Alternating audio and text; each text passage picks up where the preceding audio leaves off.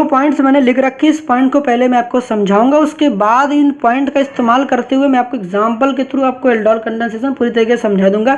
2 minute देना in theory को समझने के लिए, 2 मिनट मैं आपको लेना चाहूँगा इन थियोरी को समझाने के लिए। उसके बाद देखना इन्हीं थियोरी का इस्तेमाल करके मैं किस तरीके से क्वेश्चन को सॉल्व करने वाला हूँ। तो सबसे पहली चीज़ ये कि एल्डोल कंडेंसेशन देगा कौन, तो आपके दिमाग में आना चाहिए, आप बोलोगे क्या कि एल्डिहाइड कीटोन देंगे। और दूसरी बात ये आती है कि इन एल्डिहाइड और कीटोन में होना क्या चाहिए या इनकी ज़रूरत क्या है, इनकी रिक्वायरमेंट, इनकी नीड क्या है। इन एल्डिहाइड और कीटोन की रिक्वायरमेंट या नीड ये है कि इन एल्डिहाइड और कीटोन में अल्फा हाइड्रोजन होना चाहिए।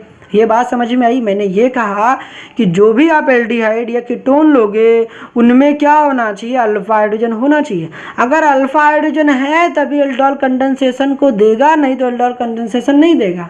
यहाँ तक बात समझ में आ गई? हाँ यार, यहाँ तक तो समझ में आ गई होगी। अब ये बताया कि जब आप रिएक्शन करा रहे होगे तो एल्डिहाइड और कीटोन को हम लोग ट्रीट करेंगे विथ डाइल्यूट अल्कली, मतलब कि डाइल्यूट अल्कली के साथ एल्डिहाइड और कीटोन को ट्रीट करेंगे। डाइल्यूट अल्कली मेरे पास क्या हो सकता है, सोडियम हाइड्रोक्साइड हो सकता है, पोटेशियम हाइड्रोक्साइड हो सकता है, बेरियम हाइड्रोक्साइड हो सकता है, पोटेशियम कार्बोनेट हो सकता है। उसके बाद बात करते हैं, यहाँ नोट की पॉइंट क्या लिख रखा है कि जब भी आपके पास रिएक्शन आएगा सामने वाला बंदा एक ही देगा, सामने वाला बंदा एक ही एल्डिहाइड या एक ही कीटोन देगा। मगर आपको क्या काम करना है, आपको 2 एल्डिहाइड कंसीडर करने हैं भाई साहब। आपको एल्डिहाइड या कीटोन के 2 मॉलिक्यूल कंसीडर करते हैं। ये दिमाग में रहेगा क्या? देखो तभी मैंने हिंदी में क्यों लिखा भाई साहब इतनी पॉइंट, ताकि आपके दिमाग में लंबे समय तक रहे। ठीक है, तो मैंने क्या कहा कि जो भी एल्डिहाइड लोगे या जो भी कीटोन लोगे उस एल्डिहाइड और कीटोन के 2 मॉलिक्यूल कंसीडर करोगे।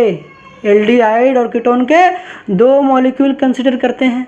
अब आपके दिमाग में क्वेश्चन आएगा कि क्या दोनों मॉलिक्यूल सेम रहेंगे या दोनों मॉलिक्यूल डिफरेंट रहेंगे। तो हमने कहा यार बहुत बढ़िया क्वेश्चन आपने पूछ लिया, दोनों मॉलिक्यूल सेम रहेंगे या दोनों मॉलिक्यूल डिफरेंट रहेंगे। तो हमने कहा कि इन्हीं की बेसिस पर तो एल्डोल कंडेंसेशन को 2 पार्ट में क्लासिफाई कर दिया गया, एक सिंपल एल्डोल और दूसरा क्रॉस एल्डोल। आपने क्या पूछा क्वेश्चन कि भाई साहब एल्डिहाइड और कीटोन के 2 मॉलिक्यूल कंसीडर करते हैं, क्या दोनों ही मॉलिक्यूल सेम रहने वाले हैं या दोनों ही मॉलिक्यूल डिफरेंट रहने वाले हैं। तो मैंने कहा कि इसी बात को ही ध्यान में रखते हुए जिन्होंने बनाया एल्डोल कंडेंसेशन को 2 पार्ट में क्लासिफाई कर दिया। पहला पार्ट रहा सिंपल एल्डोल और दूसरा रहा क्रॉस एल्डोल। तो एल्डोल कंडेंसेशन 2 टाइप्स के होते हैं, सिंपल एल्डोल कंडेंसेशन और दूसरा कौन सा रहे, क्रॉस एल्डोल कंडेंसेशन। ये बात समझ में आई। अब आपके दिमाग में आता है सिंपल एल्डोल कंडेंसेशन क्या होता है। तो सिंपल एल्डोल कंडेंसेशन में दोनों ही एल्डिहाइड या दोनों ही कीटोन क्या रहते हैं, सेम रहते हैं, मतलब कि both molecules will be same, मतलब कि दोनों ही एल्डिहाइड सेम रहेंगे और दोनों ही कीटोन क्या रहेंगे, सेम रहेंगे। अब ये समझ नहीं आया तो अभी एग्जाम्पल के थ्रू देखेंगे, हम लोग को समझ में बिल्कुल आ जाएगा। क्रॉस एल्डोल में क्या करते हैं कि यहाँ पर both molecules will be different, both molecules will be different, मतलब कि जो आप एल्डिहाइड या कीटोन लोगे वो दोनों ही डिफरेंट रहेंगे। बट एक इंपॉर्टेंट पॉइंट क्या लिखा, दोनों में किसी एक के पास अल्फा हाइड्रोजन होना चाहिए। आप 2 मॉलिक्यूल तो लोगे मगर दोनों मॉलिक्यूल में ही, मतलब कि 2 एल्डिहाइड लोगे या 2 कीटोन लोगे, उन दोनों में से ही किसी एक के पास क्या होना चाहिए, अल्फा हाइड्रोजन होना चाहिए। आपके दिमाग में दूसरा क्वेश्चन है, अगर दोनों में ही अल्फा हाइड्रोजन हो जाए तो, अगर दोनों में ही अल्फा हाइड्रोजन हो जाए तो मैंने कहा कि अगर आपके पास दोनों में किसी एक के पास अल्फा हाइड्रोजन बनेगा तो आपके पास एक ही कंपाउंड की फॉर्मेशन होगी, दोनों ही मॉलिक्यूल में अल्फा हाइड्रोजन होंगे तो 4 क्या होंगे मेरे पास, प्रोडक्ट की फॉर्मेशन होगी, 4 प्रोडक्ट की फॉर्मेशन होगी, या यूं कह सकते हो मिक्सचर ऑफ 4 प्रोडक्ट बनेंगे। क्या बनेंगे, मिक्सचर ऑफ, इसको लिख लेना पूरा स्पेलिंग, मिक्सचर ऑफ 4 प्रोडक्ट बनेंगे। ठीक है, मिक्सचर ऑफ 4 प्रोडक्ट बनेंगे। ठीक है, इसको लिख लोगे क्या आप? ठीक है, इसको लिख लेना। हमने ये बताया कि अगर दोनों ही मॉलिक्यूल के पास अल्फा हाइड्रोजन होंगे तो 4 प्रोडक्ट बनेंगे। हमने कि अगर हमारे पास क्या होगा कि दोनों ही मॉलिक्यूल में से किसी एक के पास क्या होना चाहिए, अल्फा हाइड्रोजन होना चाहिए। ये बात समझ में आई कि नहीं आई? यहाँ तक तो समझ में आई नहीं आई कोई फ़र्क नहीं पड़ता है, यहाँ तक तो भाई साहब किसी को समझ कुछ नहीं आया होगा। एक बार सुन लो उसके बाद सारी बात समझ में आएगी। थोड़ा सा टाइम और लेना चाहूँगा। मैंने ये कहा कि एल्डिहाइड और ketones having alpha hydrogens are treated with dilute alkali, it forms beta hydroxy aldehyde and ketones, and the beta hydroxy and aldehyde or ketones are treated, और यूँ कह सकते हो कि are heated it forms alpha beta unsaturated aldehyde and ketones. हमने ये कहा कि ऐसा एल्डिहाइड या कीटोन जिसमें अल्फा हाइड्रोजन हो उसको डाइल्यूट अल्कली के साथ ट्रीट करेंगे तो वो बीटा हाइड्रोक्सी एल्डिहाइड या कीटोन बनाएगा, और जो भी बीटा हाइड्रोक्सी एल्डिहाइड या कीटोन बनेगा अगर उसको हम लोग हीटिंग करते हैं तो alpha beta unsaturated aldehyde and ketone बनता है। ये बात अगर आपको समझ में आ गई तो मुझे पूरी तरीके से उम्मीद है कि आप इन डेफिनेशंस को बना के लिख लोगे। अब आपके सामने देखो एक रिएक्शन मैंने लिख रखी है। अब इस रिएक्शंस पार्ट में आपको क्या समझना है कि आपके पेपर में केवल इतना लिख देंगे और डाइल्यूट NaOH लिख देंगे और कह देंगे कि बताओ भाई साहब ए क्या है, और साथ में हीटिंग भी कर देते हैं तो मामला तो और ही गड़बड़ हो जाता है। मैंने कहा कि जो भी मॉलिक्यूल देंगे हम इसी मॉलिक्यूल को 2 बार लिखेंगे, 2 बार लिखेंगे, और इस लिखने की टेक्निक को ही आपको सीखनी है। पहले वाले मॉलिक्यूल को कैसे लिखना, देखो सोल्यूशन कर रहा हूँ मैं आपको समझाने के लिए, ठीक है। हो गया यार मैथ्स के सोल्यूशन है क्या? नहीं भाई साहब, देखो यहाँ पर पहले जो भी एल्डिहाइड दिया रहेगा उसको क्या काम करोगे, पहले वाले एल्डिहाइड को एज इट इज़ रखना है और इसके फंक्शनल ग्रुप को ओपन करके लिखना। CHO को आपको पता है, जो भी CHO वाला पार्ट है C डबल बॉन्डो को ऊपर, और ये वाला जो H है ये रहेगा हमारे पास नीचे। क्योंकि यार समझ नहीं आया, हमने कहा कि जो भी एल्डिहाइड दिया रहेगा इसको 2 बार लिखना है। मतलब इसी एल्डिहाइड को पहले देखो एक बार ऐसे लिखा और इसी एल्डिहाइड को फिर लिखो। पहले वाले एल्डिहाइड को जब भी लिख रहे होगे तो इस तरीके से लिखना, और दूसरे वाले एल्डिहाइड जो लिखोगे इसी सेम को ही लिखोगे तो इसके अल्फा हाइड्रोजन को खींच कर लिखना है। मैंने क्या बताया, जैसा कि आपको पता है ये फंक्शनल ग्रुप है। फंक्शनल ग्रुप के हमारे पास जो नेक्स्ट कार्बन होता है वो मेरे पास अल्फा कार्बन होता है, और अल्फा कार्बन से अटैच जो हाइड्रोजन होता है वो मेरे पास अल्फा हाइड्रोजन होता है। हमने अगर जब भी दूसरा मॉलिक्यूल लिख रहे होगे तो उसके अल्फा हाइड्रोजन को खींच कर लिखोगे। तो यहाँ से जब H को खींच कर लिखेंगे, देखो मेरे पास H होगा और यहाँ पर क्या हो जाएगा CH2 होगा, और ये क्या हो जाएगा CHO रहेगा। अब अल्फा हाइड्रोजन नहीं पता तो इसके पहले मैंने वीडियोस बना रखे, वहाँ पे ज़रूर जाके देख लेना, कि यहाँ पर मैं अल्फा हाइड्रोजन को अगर बताने लगा ना तो ये वीडियोस काफ़ी लेंदी हो जाएगी और आपको समझ बिल्कुल नहीं आने वाला। कि देखो एक क्वेश्चन को मैं ज़्यादा टाइम दूंगा ना तो होगा क्या, बहुत सारे बच्चे ऐसे ही देख कर भाग जाएंगे। तो इस वजह से क्या काम कर रहा हूँ मैं, जो बता रहा हूँ आपको क्या काम करना है, पहले वाले मॉलिक्यूल को इस तरीके से लिखना, दूसरे वाले मॉलिक्यूल का अल्फा हाइड्रोजन को खींच कर लिखना। याद रहे जो मैं बात बोल रहा हूँ, पहले वाले मॉलिक्यूल को ऐसे लिखना और दूसरे वाले मॉलिक्यूल के अल्फा हाइड्रोजन को खींच कर लिखना है, खींच कर लिखना है। अब कैसे खींच तो दिया आपने, H को खींच दिया और बाकी 2 का H को खींच दिया तो CH2 बचा, CHO बच गया। अब क्या करोगे, अब क्या करोगे, अब इसके बाद देखो यहाँ पर ना एक तरीका बताता हूँ कैसे रिएक्शन कराओगे।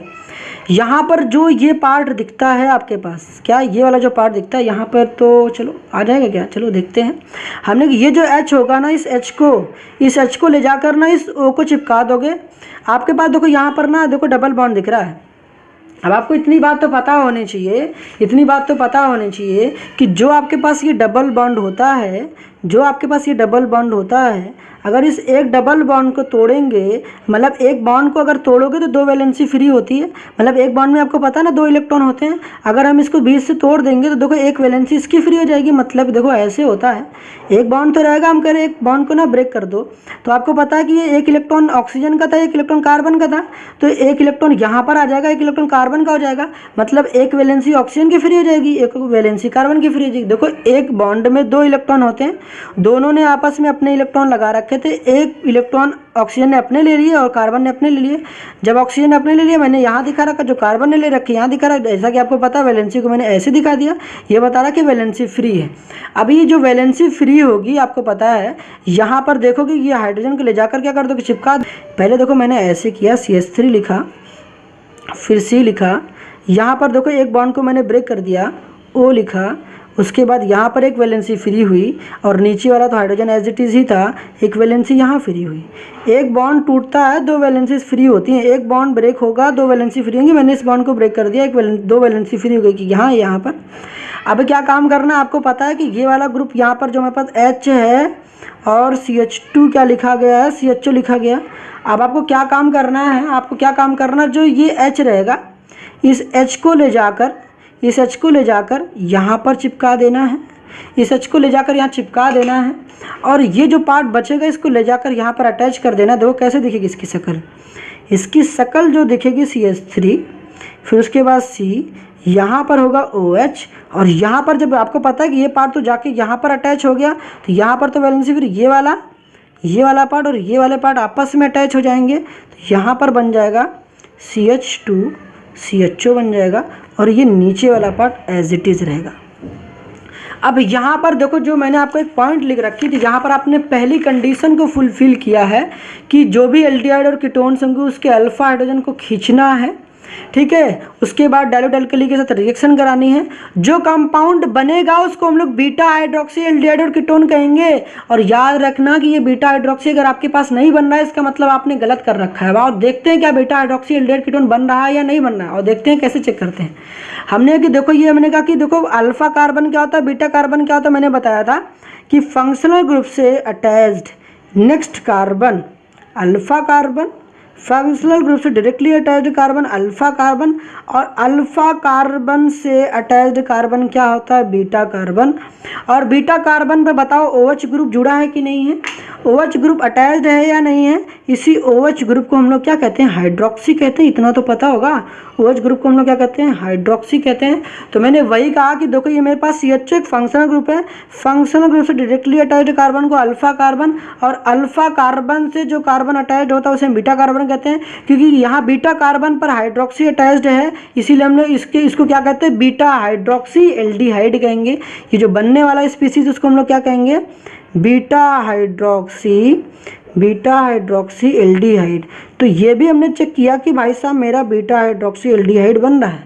तो जब भी आपके पास क्वेश्चन आता है, दो बात ध्यान रहे हमेशा, अगर आप इस दोनों ही बात को ध्यान रखते हो, डैम श्योर कि यार क्वेश्चन गलत करके तो बिल्कुल नहीं आओगे, क्वेश्चन गलत करके तो बिल्कुल ही नहीं आओगे, ठीक है। बात समझ लो क्या करना है, पहले जो भी मॉलिक्यूल देंगे उसको इस तरीके से लिखेंगे, और दूसरा जो मॉलिक्यूल रहेगा उसके अल्फा हाइड्रोजन को खींच कर लिखो। मैंने क्या बोला, अल्फा हाइड्रोजन को खींच कर लिखो भाई साहब, खींच कर लिखना, मत भूलना। अब जो बात मैं कह रहा हूँ कि अल्फा हाइड्रोजन को खींचना मत भूलना, खींच कर लिखना मत भूलना, आप वही करोगे, आप वही भूल जाओगे। कहते हैं ना कि जो बात मैं कह रहा हूँ कि मत भूलना, आप वही बात भूल जाओगे और क्वेश्चन गलत करके आओगे। तो जो मैं कह रहा हूँ इस बात को नोट कर लो, मैं आपको अलग से नोट करके भी दिखा देता हूँ, ठीक है। जो मैंने यहाँ बता रखी है, ये मेरा पहला पॉइंट कंप्लीट होता है, मेरे पास ये पहला पॉइंट कंप्लीट होता है। अब इसको फर्दर हीटिंग करते हैं।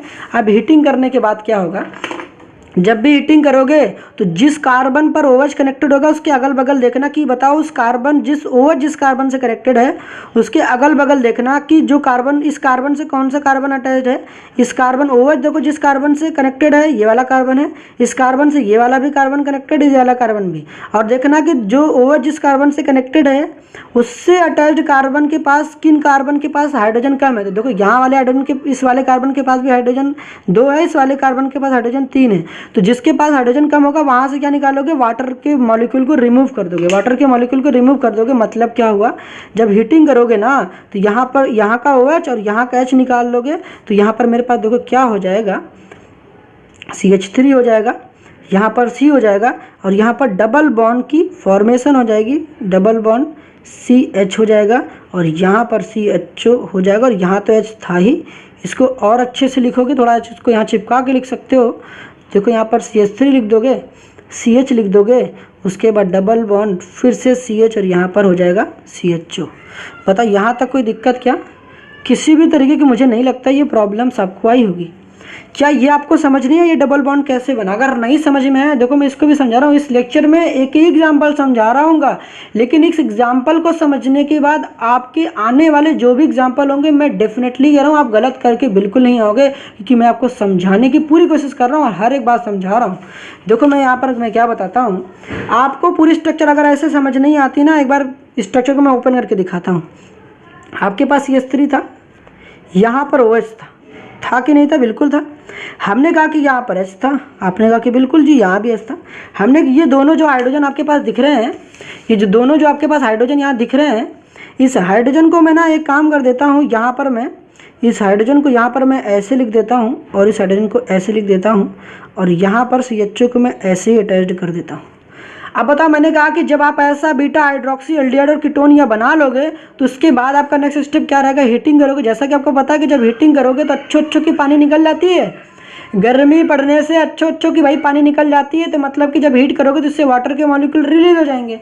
अब वाटर कैसे निकलेगा, OH और H मिलकर पानी तो निकलता है। तो ये OH और ये H आपस में कंबाइन होकर वाटर के मॉलिक्यूल के फॉर्म में रिलीज हो जाएंगे। तो बताओ, ये वाला दोनों ही आपस में क्या हो जाएंगे, देखो बीच में गिर जाएंगे और डबल बॉन्ड की फॉर्मेशन कर लेंगे। ये और ये वाटर के मॉलिक्यूल बन के रिलीज हो गए। अब आपको पता क्या है कि जब ये दोनों रिलीज हो जाएंगे तो ये बॉन्ड यहाँ पर और ये बॉन्ड यहाँ पर दोनों आपस में मिल जाएंगे। देखो होगा क्या, फिर ये दो यहाँ पर डबल बॉन्ड की फॉर्मेशन कर लेंगे, जो कि मैंने यहाँ पर दिखा रखा है। यहाँ तक समझ में आया कि नहीं आया, कोई दिक्कत नहीं। और रही बात ये हाइड्रोजन की, तो हाइड्रोजन भाई साहब यहाँ लिख लेना CH। जब देखो इसको हटा दोगे तो ऐसे ही तो दिखेगा, देखो यहाँ पर ऐसे तो दिखेगा। अच्छा, दूसरी बात ऐसे समझ नहीं आती। अच्छा होता है, एक बॉन्ड में 2 इलेक्ट्रॉन होते हैं, एक बॉन्ड में 2 इलेक्ट्रॉन होते हैं। OH ने अपने इलेक्ट्रॉन ले लिए, H ने अपने इलेक्ट्रॉन ले लिए। देखो OH ने अपने इलेक्ट्रॉन लिए तो ऐसा था, H ने अपने इलेक्ट्रॉन लिए ऐसा था, दोनों आपस में कंबाइन कर लिया और H2O बना लिए। अब यहाँ पर देखो हुआ क्या, यहाँ कंडीशन ऐसी हुई कि यहाँ पर एक इलेक्ट्रॉन बच गया, यहाँ पर एक इलेक्ट्रॉन बच गया, और यहाँ पर देखो H है और यहाँ पर भी H है। ये दोनों ही इलेक्ट्रॉन आपस में कंबाइन कर लेंगे, डबल बॉन्ड नहीं बनाएंगे क्या? यही तो मैं कह रहा हूँ, ये डबल बॉन्ड नहीं बनाएंगे क्या? इसी वजह से यहाँ डबल बॉन्ड बनता है। और ये वाले H रही बात, ये रही H की बात, तो इसी को हमने ऐसे लिख रखा है, इसी को तो ऐसे लिख रखा है CH डबल बॉन्ड CH, यहाँ पर हो जाएगा CHO। ये बात क्लियर है क्या? तो आपको, ये तो मेरा पहला क्वेश्चन था कि आपको समझाने के लिए इतनी सारी बातें समझा रखी हैं, जिसको समझ में आया है अच्छी बात है भाई साहब। लेकिन आपको ऐसे दिमाग लगाओगे तो ऐसे क्या करोगे, ऐसे दिमाग ये लगाना है कि जब भी ऐसे रहेगा तो अल्फा हाइड्रोजन को खींचना है, और जो भी O रहेगा उसको OH में कन्वर्ट कर दोगे, जो भी O रहेगा उसको OH में कन्वर्ट कर दोगे, और जो भी देखो यहाँ से H को गायब कर देना और बच्चे वाले पार्ट को यहाँ से चिपका देना, जैसा कि दिख रहा है यहाँ चिपका देना।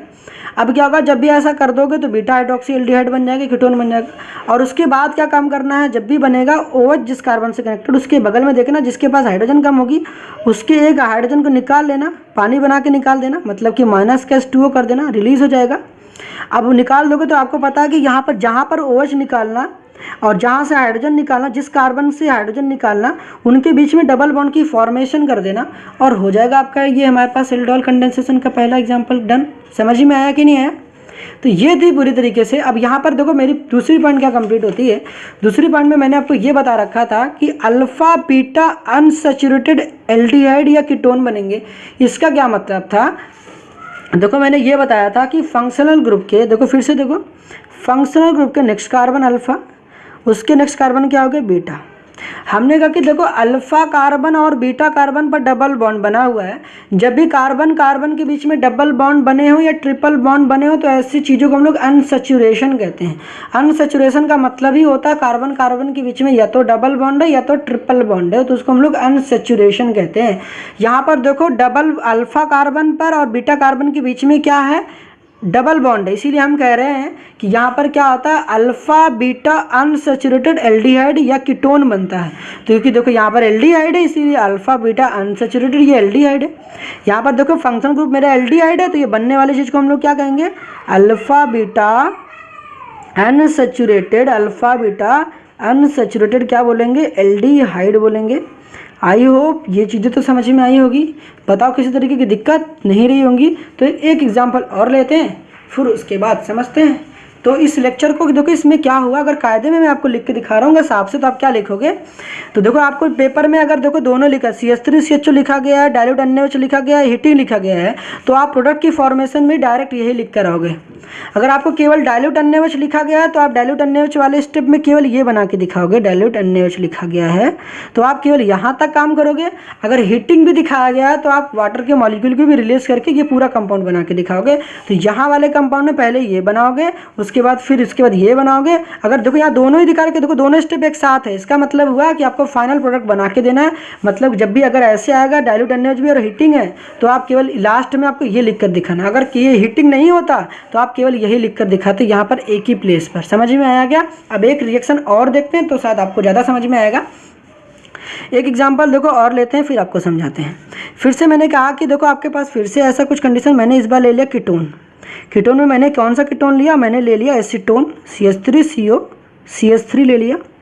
ये बात सही है। इसको आपको नहीं पता तो कॉमन नेम भाई साहब आपको पता होना चाहिए। इसका नाम क्या है? एसीटोन। क्या नाम है इसका? नाम कॉमन नेम है एसीटोन। इसका आईयूपैक के नेम की बात करोगे, इसका आईयूपैक नेम है propane two own. Propane two own पिछले वाले एग्जाम्पल में मैंने आपको बता रखा था, जाके देख लेना, ठीक। प्रोपेन टू ओन है, यहाँ पर हाइफन लगा लेना, ठीक। तो ये तो होगा CH3 COCH3। यहाँ पर फिर से बात आई कि यहाँ पर क्या लिखा गया है? Dilute NaOH, dilute NaOH। और सेकंड स्टेप में क्या लिया? देखो पहली स्टेप ये और सेकंड स्टेप मेरे पास क्या है? हीटिंग है। अगर ऐसे लिखी गई इसका क्या मतलब हो गया? आपको पूरी कर दी, यहाँ तक आपको रिएक्शन करानी है। अब इसको देखते हैं, हम लोग समझते हैं कैसे कराएंगे। मैंने कहा कि जब भी आपके पास रिएक्शन देगा आप क्या काम करोगे? आपके पास रिएक्शन देती है, पहले जो भी मॉलिक्यूल इसको 2 बार लिखना है। 2 बार किस तरीके से लिखोगे? मैंने क्या काम कहा? पहले वाले मॉलिक्यूल को ऐसे लिखना है, पहले वाले मॉलिक्यूल को इस तरीके से लिखना है, पहले वाले मॉलिक्यूल को इस तरीके से लिखना है। कैसे? R अगर एल्डिहाइड रहेगा तो ऐसे, ऐसे लिखना है। अगर कीटोन रहेगा तो ऐसे भाई साहब, कीटोन रहेगा तो आपको पता है RC डबल बॉन्ड O, यहाँ पर करना है आपको R। समझ में आया? समझ में आया क्या? एल्डिहाइड रहेगा तो ऐसे, कीटोन रहेगा तो ऐसे। दूसरे वाले मॉलिक्यूल के अल्फा हाइड्रोजन को खींचोगे, किसको? अल्फा हाइड्रोजन खींच कर लिखना है। ये दिमाग में पीछे तो जो भी पार्ट आएगा उसको लिखना है। यहाँ पर क्या लिखा है? अल्फा हाइड्रोजन को खींचना मत भूलना, मत भूलना, ठीक है। अब इस तरीके से लिखने का मेरा मकसद यही होता ताकि आपको समझ में आए, ठीक है। ज़्यादा इंग्लिश में किस लिए नहीं लिख रहा हूँ? सो दैट आपके दिमाग में लंबे समय तक रहने वाला नहीं, मुझे पता है, ठीक है। यहाँ पर क्या होगा? अल्फा हाइड्रोजन को खींचना मत भूलना। जो भी दूसरा मॉलिक्यूल, यही सेम मॉलिक्यूल भी हो सकते हैं डिफरेंट, लेकिन याद रखना जो भी दूसरा मॉलिक्यूल, देखो ये मेरे पास पहला मॉलिक्यूल होता है और यहाँ मेरे पास दूसरा मॉलिक्यूल होता है। पहले वाले मॉलिक्यूल को मुझे केवल फंक्शनल ग्रुप से मतलब रहता है, पहले वाले ग्रुप के मुझे केवल फंक्शनल ग्रुप से मतलब रहता है, देख सकते हो यहाँ पर। और दूसरे वाले मॉलिक्यूल को मुझे अल्फा हाइड्रोजन से मतलब रहता है। ये 2 काम कर लेते हो आपका पूरी क्वेश्चन बन जाता है। और इसी क्वेश्चन को बनाने के लिए चलो यहाँ पर मैं आपको दिखाता हूँ। मेरे पास एग्जाम्पल ले रखा है, मैंने एग्जाम्पल ले रखा है, मैंने एग्जाम्पल कौन सा लिया? कीटोन लिया। अब मैंने क्या बताया? जो काम मैंने वही बता रखा है, यहाँ किया। पहले वाले मॉलिक्यूल को मैंने क्या काम किया? ऐसे लिखा, CH3 लिखा।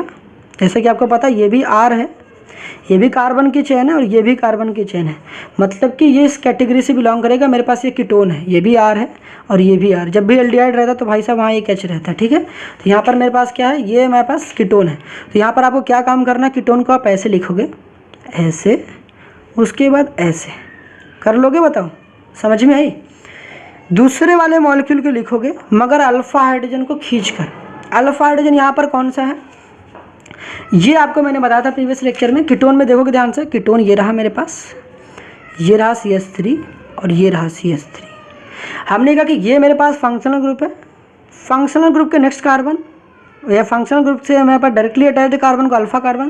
तो ये भी अल्फा कार्बन, ये भी अल्फा कार्बन है, ये भी अल्फा कार्बन है, ये भी अल्फा कार्बन।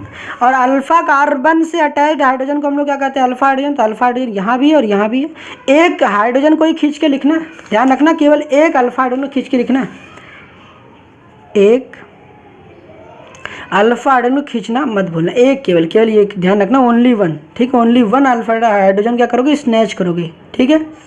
अब क्या करोगे? देखो यहाँ पर मेरे पास CH3 में यहाँ पर अल्फा हाइड्रोजन है कि नहीं? जैसा कि आपको पता है ये फंक्शनल ग्रुप, ये भी अल्फा हाइड्रोजन, यहाँ भी एक खींच कर लिखो, यहाँ पर H लिखोगे और यहाँ पर जब H खींच कर लिखोगे तो यहाँ पर मेरे पास CH2 बचेगा, CH2 बचेगा, लिख लो। बाकी पूरा पार्ट एज इट इज़ लिखो यार, पूरा पार्ट एज इट इज़ लिखो, कोई दिक्कत वाली बात ही नहीं है। अब करना ही क्या रह गया? कुछ तो बचा ही नहीं है। ये पहली स्टेप होती है मेरे पास डाइल्यूट NaOH के साथ रिएक्शन। किसके साथ? डाइल्यूट NaOH के साथ। ये जो मेरे पास O रहेगा उसको OH बना दोगे, जो मेरे पास O रहेगा उसको OH बना दोगे। डबल बॉन्ड को ना, एक डबल बॉन्ड दिख रहा है ना, इसको एक गायब कर दोगे, डबल बॉन्ड को मत लिखना, एक को तोड़ दोगे। मैंने भी पिछले एग्जांपल में समझाया था। तो आपके पास क्या हो जाएगा? CH3 C, यहाँ पर OH, यहाँ पर ये जब यहाँ पर जाके चिपक गया तो यहाँ पर बताओ क्या बचेगा? कुछ नहीं बचेगा। इस पूरे पार्ट को ले जाके यहाँ चिपका दोगे इस कार्बन के साथ। तो यहाँ पर क्या दिख जाएगा? देखो CH2 CO CH3। समझ में आया क्या? और यहाँ जो नीचे वाला पार्ट था देखो, यहाँ पर एज इट इज़ रहेगा, क्या हो जाएगा? मेरे पास CH3 रहेगा। अब आप क्या कहोगे? मेन फोकस करना कि यहाँ फंक्शनल ग्रुप मेरे पास कौन सा था? कीटोन था, CO था। तो आप बताओ कि यहाँ फंक्शनल ग्रुप है, तो मैं कहता हूँ क्या बीटा पे हाइड्रोक्सी बन रहा है कि नहीं बन रहा? चेक करो जरा। ये मेरे पास फंक्शनल ग्रुप है, आपको पता होना चाहिए इतनी बातें। ये फंक्शनल ग्रुप है। फंक्शनल ग्रुप से directly attached carbon alpha carbon, तो ये अल्फा कार्बन हो गया। और अल्फा कार्बन से नेक्स्ट वाला कार्बन क्या होता है? नेक्स्ट वाला कार्बन क्या होता है? Beta carbon. क्या होता है? Beta carbon. और बीटा कार्बन से डायरेक्टली अटैच्ड जो OH होगा, बीटा कार्बन तो जो भी OH ग्रुप अटैच होगा हम उसे क्या कहेंगे? Beta hydroxy. तो भाई सही है यार, अगर गलत होता तो बीटा हाइड्रोक्सी आता ही नहीं। ये चेक जरूर कर लेना भाई जब भी क्वेश्चन करना। तो ये मेरे पास जो बना वो बीटा हाइड्रोक्सी क्या बना? ये बनने वाला स्पीसीज क्या होगा? बीटा हाइड्रोक्सी कीटोन है, क्योंकि यहाँ पर CO है। तो क्या बोलोगे? बीटा हाइड्रोक्सी कीटोन बन गया। अब इसकी हीटिंग कराओगे तो कहाँ से पानी निकालोगे भाई साहब? यहाँ से। ठीक, यहाँ पर देखो हाइड्रोजन कम है, यहाँ पर 3 है, यहाँ पर 2 है, तो यहाँ से निकालना OH, एक H, OH, और यहाँ से एक H निकालोगे। और जब भी यहाँ पर आप हीटिंग करते हो ध्यान रखना, तो डबल बॉन्ड की फॉर्मेशन जरूर करना। अभी मैंने आपको पीछे समझा रखा था, ठीक है। तो CH3, उसके बाद C, यहाँ पे OH और इस वाले के बीच में ना, ये वाले कार्बन का जो, ये वाले कार्बन के, इनके बीच में डबल बॉन्ड की क्या कर दोगे? फॉर्मेशन। एक बॉन्ड तो और बना, एक बॉन्ड और बनाओगे। क्या मैंने बताया? एक बॉन्ड तो और बनाओगे, एक बॉन्ड और बनाओगे यहाँ पर और इनके बीच में, तो यहाँ पर बन जाएगा। और इसका देखो OH चला गया, यहाँ से एक H चला गया, एक H चला गया, तो यहाँ कितने H बचेगा? एक ही H तो बचेगा, तो C, और C के साथ H, यहाँ पर क्या हो जाएगा? CO, CH3, और ये नीचे वाला जो CH3 था, ये नीचे वाला CH3 यहाँ आ जाएगा। बताओ कोई दिक्कत? अब यहाँ पर मैंने आपको क्या बताया था? ये जो बनने वाला स्पीसीज होगा इसको हम लोग क्या बोलेंगे? अल्फा बीटा अनसैचुरेटेड कीटोन, क्योंकि यहाँ पर CO है। तो देखो ये मेरे पास फंक्शनल ग्रुप था, फंक्शनल ग्रुप के नेक्स्ट कार्बन अल्फा, और ये हो गया बीटा, क्योंकि अल्फा और बीटा के बीच में ही डबल बॉन्ड है। और जब भी डबल बॉन्ड होता है तो ऐसे किसी कंपाउंड में डबल बॉन्ड होता है तो उसको हम लोग अनसैचुरेटेड कंपाउंड कहते हैं, या फिर किसी भी कंपाउंड में ट्रिपल बॉन्ड होता है तो उसे भी हम लोग अनसैचुरेटेड कंपाउंड कहते हैं। क्योंकि यहाँ पर हमारे पास कार्बन कार्बन के बीच में डबल बॉन्ड है और दोनों ही कार्बन, एक अल्फा है बीटा, तो हम कहेंगे यहाँ जो अनसैचुरेशन है, मतलब कि जो डबल बॉन्ड है वो अल्फा और बीटा कार्बन के बीच में, इसीलिए हम इसको क्या कहते हैं? अल्फा बीटा अनसैचुरेटेड क्या कहेंगे? कीटोन कहेंगे। क्या कहेंगे? कीटोन कहेंगे। आई होप यहाँ पर बताई गई तमाम बातें समझ में आई होगी। तो जब ये रिएक्शन करके दिखा रहे होगे, ये CH3 CO CH3, तो आपका जो फाइनल प्रोडक्ट होगा वो क्या हो जाएगा? यहाँ पर आपको लिखकर दिखाना पड़ेगा। जो फाइनल प्रोडक्ट देखो हम लोगों ने बनाया, ये बनाया, तो यहाँ पर आप पेपर में अगर आता है तो ऐसे लिख कर दिखाओगे, CH3 double bond CH CO CH3। समझ में आया कि नहीं आया? आई होप समझ में आ गया होगा। जो देखो मैंने यहाँ देखा, थोड़ा सा जूम इन करते हैं फिर आपको समझाते हैं, ठीक है। जो मैंने देखो आपको यहाँ समझाया था उसी चीज़ को यहाँ लिख रखा है, ठीक है। समझ में आई कि नहीं बात? क्या क्वेश्चन है? सिंपली देखो क्या दे रखा है मेरे पास, कोई एल्डिहाइड दे रखा है और उसको डाइल्यूट NaOH के साथ ट्रीट किया गया, जो भी आया उसको हीट किया गया है, ठीक है। अब यहाँ पर देखो क्या मैंने बताया कि जब आपके पास कोई भी ऐसा एल्डिहाइड आता है तो सबसे पहला आपको जो काम होता है वो यही होता है कि आप क्वेश्चन में चेक करोगे कि भाई साहब जो भी एल्डिहाइड है क्या उसके पास अल्फा हाइड्रोजन है कि नहीं है। अगर आप अल्फा हाइड्रोजन नहीं चेक करोगे तो आप बेवकूफ़ी कर रहे हो, क्योंकि अभी आप जो रिएक्शन इसके बाद वाला पढ़ने वाले हो वो केनिज़ारो है। तो एक में देखना है कि जो एल्डिहाइड होगा जिसमें अल्फा हाइड्रोजन होंगे भाई वही हमारे क्या होंगे? एल्डोल कंडेंसेशन देंगे, और जो नहीं होंगे वो एल्डोल कंडेंसेशन देंगे ही नहीं देंगे। तो यहाँ पर आपको पता है कि इसमें अल्फा हाइड्रोजन किस तरीके से फाइंड आउट करते हैं, उसका भी मैंने वीडियोस बना रखा है, तो आप जाके जरूर देख लीजिएगा। मैंने कहा था कि देखो यहाँ पर फंक्शनल ग्रुप है, फंक्शनल ग्रुप के नेक्स्ट कार्बन क्या होता है? अल्फा कार्बन, और अल्फा कार्बन से नेक्स्ट कार्बन क्या होता है? Beta carbon. फंक्शनल ग्रुप से नेक्स्ट कार्बन हमारे पास क्या होता है? फंक्शनल ग्रुप से डायरेक्टली अटैच्ड कार्बन को अल्फा कार्बन कहते हैं, और उस अल्फा कार्बन के पास देखो अल्फा हाइड्रोजन है। ये मेरे पास अल्फा कार्बन है और इस अल्फा कार्बन के साथ डायरेक्टली अटैच अल्फा हाइड्रोजन है, मतलब ये एल्डोल कंडेंसेशन को परफॉर्म करेगा। अब करने के लिए मैंने क्या बताया था कि देखो भाई साहब वो रिएक्शंस में एक ही एल्डिहाइड देंगे, लेकिन आपके खुद की जो प्रेजेंस ऑफ माइंड लगाना है। आपने क्या पढ़ा कि जो भी एल्डिहाइड होगा उसके हम लोग 2 मॉलिक्यूल लेंगे। कितने मॉलिक्यूल लेंगे? 2 मॉलिक्यूल लेंगे, और किस तरीके से परफॉर्म करना वो देखना है, इंपॉर्टेंट बात। जब आप सॉल्यूशंस कर रहे हो, आप रफली ये काम कर रहे हो, तो आपको पता होना चाहिए क्या काम करोगे। जो भी एल्डिहाइड देंगे भाई साहब, आपको क्या काम करना, देखो मैंने बताया था कि जो भी आपके पास एल्डिहाइड रहेगा उसको पहले इस तरीके से लिखना है। मतलब पहले जो अटैक करना है, मतलब जो आपको समझना है, जो आपकी पहली अंडरस्टैंडिंग ये होनी चाहिए कि फंक्शनल ग्रुप को इस तरीके से लिखना है। फंक्शनल ग्रुप को इस तरीके से लिखना है, मतलब C डबल बॉन्ड हो इस तरीके से। तो यहाँ पर देखो 2 मॉलिक्यूल, इसी मॉलिक्यूल को 2 बार लिखना है, इसी मॉलिक्यूल को आपको 2 बार लिखना है। देखो पहले क्या काम करना है? CH3 CH2, उसके बाद ये जो फंक्शनल ग्रुप होता है उसको किस तरीके से लिखना है? C डबल बॉन्ड हो, और उसके बाद यहाँ पर क्या लिखोगे आप? H। ये समझ में आया कि नहीं आया? कोई दिक्कत क्या नहीं होगी? थोड़ा इसको जूम इन करते हैं, शायद ज़्यादा क्लियरिटी रहेगी, ठीक है। देखते तो यहाँ तक समझ में आया क्या? देखो मैंने क्या कहा कि जो भी आपके पास एल्डिहाइड रहेगा, इसको ब्लैक पेन से ही समझाते हैं। CH3 CH2 C double bond O, यहाँ पर हो जाएगा हमारे पास H। यहाँ तक समझ में आया। हमने कि दूसरे मॉलिक्यूल को, इसी मॉलिक्यूल को लिखना है फिर से, मगर इसके अल्फा हाइड्रोजन को खींच कर लिखना है। देखो इसी मॉलिक्यूल को मैं पहले ऐसे लिखा और दूसरे मॉलिक्यूल क्या करूँगा, इसके अल्फा हाइड्रोजन को खींच कर लिखना है। अल्फा हाइड्रोजन को खींचना, ध्यान रखना अल्फा हाइड्रोजन को ही खींचना है, इसके मत खींचना। इसको मैंने क्या कहा था, जब भी आप इसको लिख रहे हो तो इस वाले CH3 को नीचे लिख लो ऐसे, और इसके अल्फा हाइड्रोजन को देखो जब खींच कर लिखोगे तो देखो इस तरीके से H हो जाएगा, यहाँ पर CH हो जाएगा, और यहाँ पर देखो इसी कार्बन के साथ देखो ये CH3 कनेक्टेड है, तो यहाँ पर आप CH3 लिख दोगे और ये वाला CHO मेरे पास ऐसे रहेगा। बता कोई प्रॉब्लम है यहाँ पर? मैंने क्या बताया कि जो भी आपके पास जो भी एल्डिहाइड रहेगा उसके 2 मॉलिक्यूल लेने हैं और दोनों मॉलिक्यूल को इस तरीके से लिखना है, दोनों मॉलिक्यूल को इस तरीके से लिखना है कि पहले वाले मॉलिक्यूल का फंक्शनल ग्रुप को इस तरीके से ओपन करोगे और दूसरे वाले इसी के दूसरे मॉलिक्यूल के अल्फा हाइड्रोजन को खींचकर लिखना है। ध्यान रहे अल्फा हाइड्रोजन भाई साहब खींच के लिखना, ये वाले हाइड्रोजन को मत खींच कर लिखना, नहीं गलत हो जाएगा। ठीक, बार बार मैं इस बात पे फोकस कर रहा हूँ। मैंने यही लिखा था, आपको नोट्स में बताया था कि देखो पहले वाले मॉलिक्यूल को इस तरीके से लिखना और दूसरे वाले मॉलिक्यूल के अल्फा हाइड्रोजन का एक अल्फा हाइड्रोजन खींच के लिखना मत भूलना। ठीक है, ये आपको काम करना था।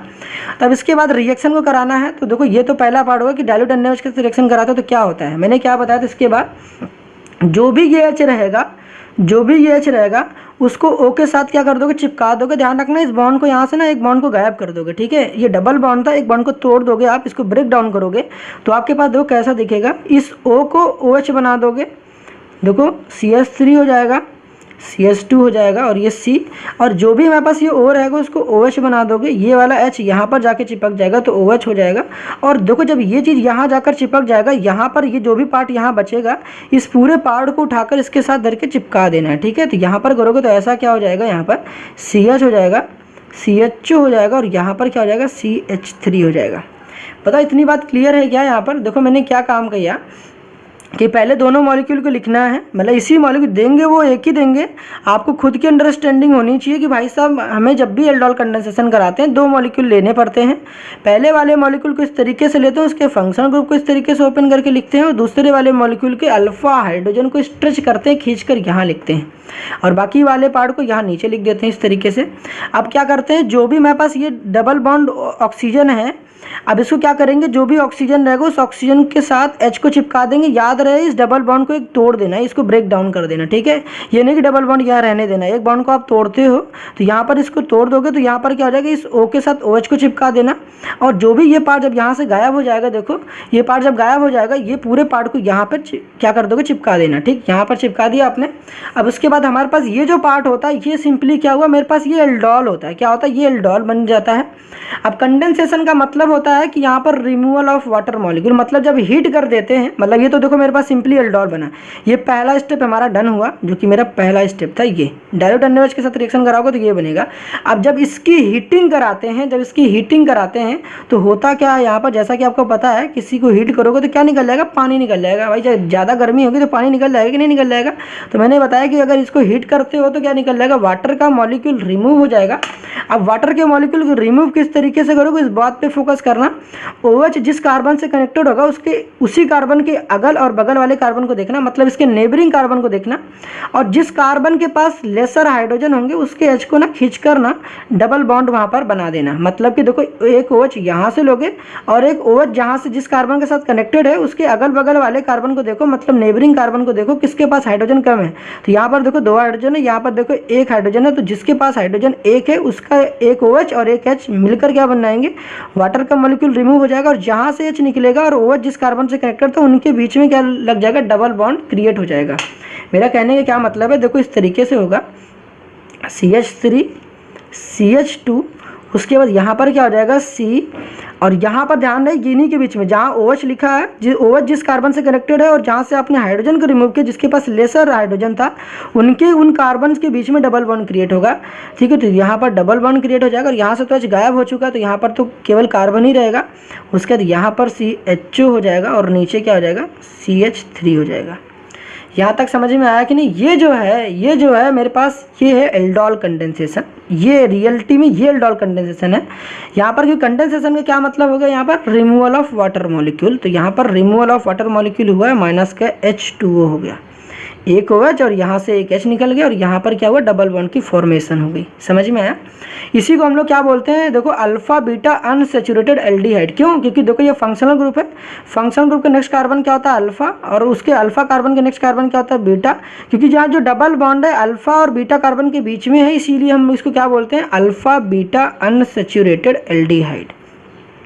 अनसैचुरेशन का क्या मतलब होता है कि आपके मॉलिक्यूल में, अनसैचुरेशन का क्या मतलब होता है कि आपके मॉलिक्यूल में डबल बॉन्ड या ट्रिपल बॉन्ड है। तो यहाँ पर डबल और ट्रिपल बॉन्ड है कहाँ पर, तो अल्फा और बीटा कार्बन के बीच में है, इस वजह से हम लोग क्या बोलते हैं, अल्फा बीटा अनसैचुरेटेड एल्डिहाइड ये बन गया है। बात यहाँ तक तो समझ में आ गई होगी आपके। ये क्या बना है, यहाँ देखो मैंने कहा था कि आपको ये पॉइंट जरूर चेक कर लेना कि यहाँ जो बनता है डाइल्यूट एल्कली के साथ जब ट्रीट करते हो तो बीटा हाइड्रोक्सी या तो एल्डिहाइड बनता है या तो कीटोन बनता है। इसको चेक करते हैं आइए। अब यहाँ देखो क्या जो आपके बना, क्या बीटा हाइड्रोक्सी बना भी है या नहीं बना है, तो ये आप कैसे चेक करोगे। देखो ये हमारे पास ये फंक्शनल ग्रुप है, फंक्शनल ग्रुप के नेक्स्ट कार्बन क्या होता है, अल्फा, और अल्फा के नेक्स्ट कार्बन क्या होता है, तो बीटा। बीटा पे देखो हाइड्रोक्सी है कि नहीं, बिल्कुल है, मतलब कि जो भी हम लोगों ने बना रखा है वो सही है। तो हमारा स्टेप डन हुआ। पहला ए मेरा ये रहा और बी मेरा ये रहा। तो जब भी आप रिएक्शन करा रहे होगे पेपर में तो इस तरीके से लिख दोगे। देखो पेपर में ना कई बार यहाँ डायरेक्ट पूछता है कि डाइल्यूट NaOH के साथ हीटिंग लिख देता है, मतलब आपको फिर ये वाला स्टेप आप लिख कर नहीं दिखाओगे, डायरेक्ट ये डायरेक्ट फाइनल प्रोडक्ट बना के दिखाओगे, मतलब वाटर के मॉलिक्यूल रिमूव करके भी उसको शो करोगे। यहाँ तक समझ में आया क्या? तो अब देखते हैं नेक्स्ट एग्जाम्पल। आई होप समझ में आ गया होगा। फिर भी आपको कोई प्रॉब्लम लगता है तो कमेंट सेक्शन में फील फ्री होकर पूछ सकते हो। ठीक, तो बढ़ते हैं नेक्स्ट प्रॉब्लम की तरफ। नेक्स्ट क्वेश्चन कराने से पहले मैं आपको एक इम्पोर्टेंट बात बताना चाहता हूं कि जब भी आप कन्वर्जन्स करा रहे हो, मतलब ये रिएक्शंस करा रहे हो, तो जो भी आप प्रोडक्ट की रिएक्शन कराते हो उसके यार नाम आपको पता होना चाहिए। छोटे मोटे नाम तो आपको जरूर पता होना चाहिए, क्योंकि कई बार होगा कि आपके पास कन्वर्जन्स आएंगे। जब कन्वर्जन्स आएंगे तो आप जो भी रिएक्शन करवा रहे हो कम से कम उसका नाम पता होना चाहिए, सो दैट आपको ये समझ में आए कि भाई साहब मैंने इसके रिएक्शंस को कर रखा है। तो आपको इसका नाम बता दो। आईपैक नेम आपको पता होगा कि ये मेरे पास फंक्शनल ग्रुप है, तो इसको नंबर 1 मिलेगा। इस कार्बन को काउंटिंग करेंगे 1, यहाँ हो जाएगा 2, ये हो जाएगा 3। CHO है, तो यहाँ पर 3 कार्बन है, 3 कार्बन के लिए हम लोग क्या लिखेंगे, प्रॉप लिखेंगे। सिंगल बॉन्ड है, कार्बन कार्बन के बीच में तो एन लगाएंगे, और CHO है तो सेकेंडरी से फिर क्या लगाएंगे, अल लगाएंगे, तो यहाँ पर हो जाएगा प्रोपेनल। तो इस मॉलिक्यूल का नाम क्या होगा, प्रोपेनल बोलेंगे। यहाँ पर आपको कुछ कॉमन नेम आपको याद होने चाहिए। क्या कॉमन नेम है यहाँ पर हमारे पास, कि देखो हमारे पास CH3 COCH3 का आपको पता होना चाहिए, एसीटोन कहते हैं, ये कॉमन नेम है। इसका आयुपैक नेम लिखोगे तो इसका आयुपैक नेम हमारे पास प्रोपेनोन होता है। इसी को हम लोग प्रोपेन 2-ओन भी कहते हैं, या इसी को 2-प्रोपेनोन भी कहते हैं। ये तो आपने आयुपैक पढ़े होंगे तो आपको इतना पता होगा। नहीं पता होगा तो बता देना यार, इसको भी मैं बता दूंगा आपको। बना था एसिटाल्डिहाइड की रिएक्शन कराया था डाइल्यूट NaOH के साथ, तो ये प्रोडक्ट बना था। ये तो आप रफली काम करोगे। 3 हाइड्रोक्सी कैसे बना था, देखो आईपैक नेम लिखोगे तो 1 2 3, और तीसरे पे देखो OH ग्रुप अटैच है तो 3 पे हाइड्रोक्सी, और 4 कार्बन है तो ब्यूट लिखोगे, और सिंगल बॉन्ड तो उसके बाद CHO तो सेकेंडरी सफिक्स अल लगाओगे। ये तो आईपैक आता होगा। उस तरीके से आपको ये पता होना चाहिए कि CH3 CHO को हम लोग एसिटाल्डिहाइड कहते हैं, आईपैक नेम लिखोगे तो इथेनॉल कहते हैं। कॉमन नेम एसिटाल्डिहाइड है, आईपैक नेम इथेनॉल है। बात करते हैं जो हमारे पास प्रोडक्ट बनता है, इस प्रोडक्ट का एक स्पेशल नाम है, एक स्पेशल नाम है जो कि मैंने प्रीवियस लेक्चर में बताते बताते मैं भूल गया, आपको बताया नहीं, तो इस लेक्चर में मैं आपको बता देना चाहूँगा कि इसको हम लोग क्या बोलते हैं, क्रोटॉन एल्डिहाइड। क्या बोलते हैं, क्रोटॉन एल्डिहाइड बोलते हैं। ये दिमाग में रहना चाहिए, क्या बोलते हैं इसको, क्रोटॉन एल्डिहाइड। तो इसको आराम से लिख लेना, जहाँ भी लिख आप नोट्स बना रहे हो तो उसको जरूर लिख लेना। इसको क्या बोलते हैं, क्रोटॉन एल्डिहाइड बोलते हैं। एसिटाल्डिहाइड से हम लोग क्या बनाते हैं, क्रोटॉन एल्डिहाइड। समझ में आया कि नहीं आया? आईपैक नेम तो लिख लोगे कि नहीं लिख पाओगे? आईपैक नेम तो आता होगा कि नहीं आता है? नहीं आता है, नहीं आता है क्या? नहीं आता है तो बता देना कमेंट सेक्शन में भाई। मैं बार बार कह रहा हूँ, आप फील फ्री होकर पूछ सकते हो। बाकी तो यहाँ तक तो सारी बातें समझ में आ गई होगी। अब बढ़ते हैं अपने नेक्स्ट क्वेश्चन की तरफ। बाकी तो सारी बकवास जो करनी थी वो तो होगी। फिर से देखो मेरे पास एक रिएक्शन आती है। अब यहाँ पर इस रिएक्शन में क्या खास बात है कि मैंने इस बार ले रखा है हमारे पास एसिटोफेनोन ले रखा है। मैंने क्या ले रखा है, एसिटोफेनोन। कहोगे यार एसिटोफेनोन तो मुझे पता ही नहीं है। अब पता नहीं है तो भाई कैसे पता चलेगा, बताओ आप। पता नहीं है तो कैसे पता चलेगा? यहाँ समझो ज़रा, इस पार्ट को मैं आपको समझाना चाहूँगा कि जब भी आपके पास बेंजीन रिंग के ऊपर, जब भी आपके पास बेंजीन रिंग के ऊपर, बेंजीन रिंग के ऊपर क्या हो, यहाँ पर COCH3 हो, COCH3 हो, तो इसको हम लोग क्या बोलते हैं, एसिटोफेनोन कहते हैं। क्या कहते हैं, एसिटोफेनोन कहते हैं। ये कॉमन नेम ना एक पेज बना लो और वहाँ पर सारी लिख लो, क्योंकि ये आपके एग्जामिनेशन में ना जब पूछे जाएंगे ना तो यार बैठे रह जाओगे यार, कर ही नहीं पाओगे रिएक्शन। इसको क्या बोलते हैं, एसिटोफिनोन कहते हैं। यहाँ तक समझ में आई बातें। तो हमने कहा कि इस एसिटोफिनोन की हम लोग क्या कराएंगे, डाइल्यूट NaOH के साथ कराएंगे या डाइल्यूट KOH के साथ कराएंगे या बेरियम हाइड्रोक्साइड के साथ कराएंगे। क्यों? क्योंकि मैंने बताया था कि आपके पास जो डाइल्यूट अल्कली हो सकता है वो आपके पास NaOH भी हो सकता है, KOH भी हो सकता है, बेरियम हाइड्रोक्साइड भी हो सकता है। अब यहाँ रिएक्शन कराने के लिए मैंने आपको क्या बताया, वो क्या काम करना है, बहुत सिंपल सा काम है। जो भी पार्ट दिया रहता है, पहले वाले पार्ट को कैसे लिखना है, मैंने आपको क्या बताया कि पहले वाले पार्ट को इस तरीके से लिखना है। देखो मॉलिक्यूल देंगे वो एक ही। अब देखो पहले अल्फा हाइड्रोजन है कि नहीं, अल्फा हाइड्रोजन है, क्योंकि देखो ये हमारे पास ये फंक्शनल ग्रुप है, और फंक्शनल ग्रुप से हमारे पास जो नेक्स्ट कार्बन है वो क्या है, ये कार्बन हमारे पास अल्फा कार्बन होता है। इस अल्फा कार्बन के पास देखो यहाँ पर अल्फा हाइड्रोजन है, और यहाँ पर देखो इस वाले कार्बन के पास अल्फा हाइड्रोजन नहीं है, मगर इस वाले कार्बन के पास अल्फा हाइड्रोजन है। अगर आपको ये समझ नहीं आ रहा है इसके पास अल्फा हाइड्रोजन किस तरीके से, तो इसके पहले मैंने वीडियोस बना रखा है कि अल्फा कार्बन और अल्फा हाइड्रोजन क्या होते हैं, उसमें मैंने सारी बातें डिस्कस कर रखी, तो वहाँ पर जाके जरूर देख लेना। हमने कि यहाँ पर तो अल्फा हाइड्रोजन है, इस वाले कार्बन के पास अल्फा हाइड्रोजन है, तो मैंने क्या बताया था कि पहले वाले मॉलिक्यूल को केवल फंक्शनल ग्रुप को इस तरीके से ओपन करके लिखना है। फंक्शनल ग्रुप को इस तरीके से ओपन करके लिखना है। देखो यहाँ पर मैंने बता रखा था, जब ओपन करके लिखोगे तो मेरे पास क्या होगा, यहाँ पर हम लोग सोल्यूशन स्टार्ट करते हैं, मतलब जो भी अपना आंसर है यहाँ पर लिखते हैं। तो यहाँ पर मैंने क्या बताया कि जो भी आपके पास ये पार्ट होगा इसको इस तरीके से लिखोगे। देखो मैंने बताया, दूसरी बार बता दें कि इसी बेंजीन रिंग को हम लोग, ये फिनाइल ग्रुप होता है, इस फिनाइल को हम लोग पीएच से भी रिप्रेजेंट करते हैं। इस फिनाइल को पीएच से भी रिप्रेजेंट करते हैं। तो कोई इंसान हो सकता है आपके पेपर में ऐसे भी दिया जा सकता है और इसी को ही इस तरीके से भी लिखा जा सकता है, तो ये पता होना चाहिए। इसी को इस तरीके से भी लिखा जा सकता है और इसी को इस तरीके से भी लिखे जा सकते हैं, दोनों फॉर्मेट आपको पता होना चाहिए। मैंने क्या बताया, पहले वाले मॉलिक्यूल को, देखो ये दो मॉलिक्यूल नहीं है, पहले वाले मॉलिक्यूल क्या लिखना है, पहले वाले मॉलिक्यूल को केवल फंक्शनल ग्रुप को ओपन करके लिखनी है आपको, और फंक्शनल ग्रुप को मैंने बताया कि ऐसे लिखोगे, ठीक है। यहाँ पर कुछ नहीं दिखाना आपको, ये वाला जो पार्ट यहाँ दिख रहा है ना, इसको इस तरीके से पूरी तरीके से यहाँ गायब कर देना, और जो भी यहाँ पार्ट रहेगा ना उसको नीचे करके लिखना, नहीं तो आपको ना अटैच करने में कन्फ्यूजन्स होगा। समझ में आई कि नहीं बातें? यहाँ इस तरीके से लिख लिया आपने। अब उसके बाद क्या काम करना है, दूसरे वाले मॉलिक्यूल के अल्फा हाइड्रोजन को खींच कर लिखना है। अब दूसरे वाले मॉलिक्यूल को अल्फा हाइड्रोजन खींच के लिखना, तो इसको मैं क्या कर देना, इसको देखो पेन अगर ऐसे है, अगर देखो पेन मेरा ऐसे है, इस पार्ट को क्या कर दूंगा मैं, इस तरीके से मूव कर दूंगा यहाँ पर।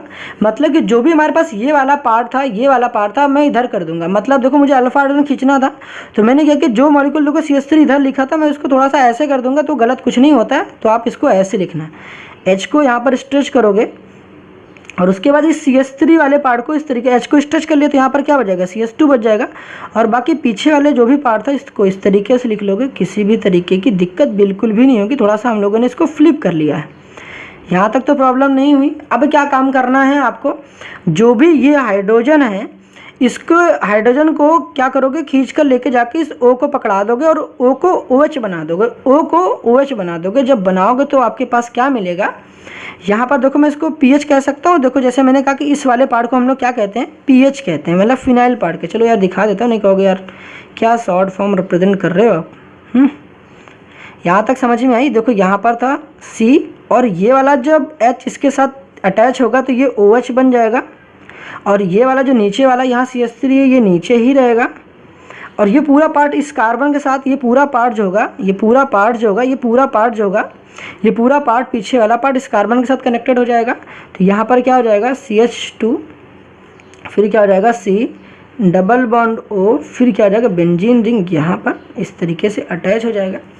अगर आप यहाँ पर इसकी जगह पर आप पीएच लिखते, जो आपके पास ये वाला पार्ट दिख रहा है, अगर आप इसकी जगह पर पीएच लिखते तो देखो मेरे पास क्या होता है, इसको आप ऐसे भी दिखा सकते थे, पीएच, फिर यहाँ पर कार्बन लिखते, यहाँ पर OH लिखते थे, फिर यहाँ पर CH3 लिख दे सकते थे, फिर CH2 थोड़ा स्पेस कम लगेगा इस तरीके से, C डबल बॉन्ड O, यहाँ पर भी हो जाएगा पीएच।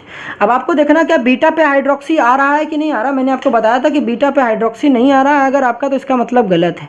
तो बीटा पे हाइड्रोक्सी चेक करते हैं। देखो बीटा पे हाइड्रोक्सी चेक करते हैं। देखो हमारे पास ये फंक्शनल ग्रुप है, क्या ये फंक्शनल ग्रुप है। फंक्शनल ग्रुप के नेक्स्ट कार्बन अल्फा, और अल्फा के नेक्स्ट कार्बन क्या होता है, बीटा। तो बीटा पे हाइड्रोक्सी आ रहा है, दैट मीन्स जो भी हम लोगों ने मॉलिक्यूल बना रखा है एग्जैक्टली राइट है। समझ में आई कि नहीं आई यहाँ तक रिएक्शन? तो हमारा ये स्टेप डन हुआ। मतलब कि इस रिएक्शन का जो फाइनल हमारा प्रोडक्ट होगा, क्योंकि देखो डाइल्यूट NaOH लिखा गया, केवल डाइल्यूट बेरियम हाइड्रोक्साइड लिखा गया है, दैट इज द रीज़न हम लोगों ने केवल यहीं तक प्रोसीड किया। अगर हीटिंग लिखा होता तो हम क्या करते, इस OH को और यहाँ के एक H को पकड़ते और यहाँ से वाटर के मॉलिक्यूल को रिमूव कर देते और इसके बीच में क्या कर देते, डबल बॉन्ड को क्रिएट कर देते। समझ में आई कि नहीं आई रिएक्शन? जो गॉस एल्डोल कंडेंसेशन में क्या होता है कि दोनों ही मॉलिक्यूल डिफरेंट होते हैं, लेकिन याद रहे कि दोनों मॉलिक्यूल में से किसी एक मॉलिक्यूल के पास एटलीस्ट अल्फा हाइड्रोजन, एक तो अल्फा हाइड्रोजन होना ही चाहिए। दो मॉलिक्यूल लोगे, दोनों मॉलिक्यूल सेम हो डिफरेंट हो, हमने कहा कि सेम वाले तो सिंपल एल्डोल में आ जाते हैं, डिफरेंट होंगे तो क्या होंगे, क्रॉस एल्डोल में आएंगे। अब दोनों मॉलिक्यूल जो ले रहे होगे उसमें दोनों मॉलिक्यूल में से किसी एक के पास तो अल्फा हाइड्रोजन होना चाहिए, दूसरे के पास है या नहीं है फर्क नहीं पड़ता, लेकिन दोनों बंदों में से किसी एक के पास तो अल्फा हाइड्रोजन होना चाहिए। अगर ऐसा नहीं है तो क्रॉस एल्डोल नहीं होगा। इसी बात को हम लोग यहाँ पर करते हैं, ठीक है, इसी बात को अंडरस्टैंड करते हैं रिएक्शंस के थ्रू। तो यहाँ पर मिक्स्ड एल्डोल की बात करें या क्रॉस एल्डोल करें, दोनों नाम एक ही है। मिक्स्ड एल्डोल कह दो आप या क्रॉस एल्डोल कह दो, दोनों नाम एक ही है। यहाँ पर बात करते हैं तो यहाँ पर देखो, जैसा कि आपको पता है कि मैंने आपको अल्फा कार्बन क्या होता है, अल्फा हाइड्रोजन क्या होता है, उस वीडियो लेक्चर में मैंने आपको बताया था कि अल्फा कार्बन और अल्फा हाइड्रोजन किस तरीके से फाइंड आउट करते हैं।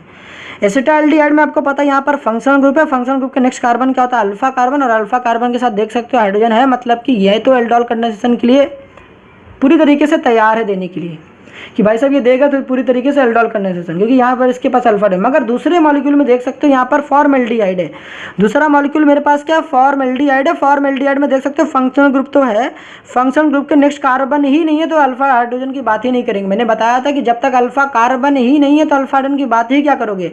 लेकिन दोनों मॉलिक्यूल है, पहला मॉलिक्यूल ये रहा, दूसरा मॉलिक्यूल ये रहा, दोनों मॉलिक्यूल में किसी एक मॉलिक्यूल के पास तो कम से कम एक अल्फा हाइड्रोजन क्या है ही है। इसके पास तो अल्फा हाइड्रोजन है, दूसरे वाले मॉलिक्यूल के पास हो या ना हो कोई फर्क नहीं पड़ता, दोनों में से किसी एक के पास अल्फा हाइड्रोजन होना चाहिए। अगर ऐसा है तो वो भाई साहब वो क्रॉस एल्डोल देंगे।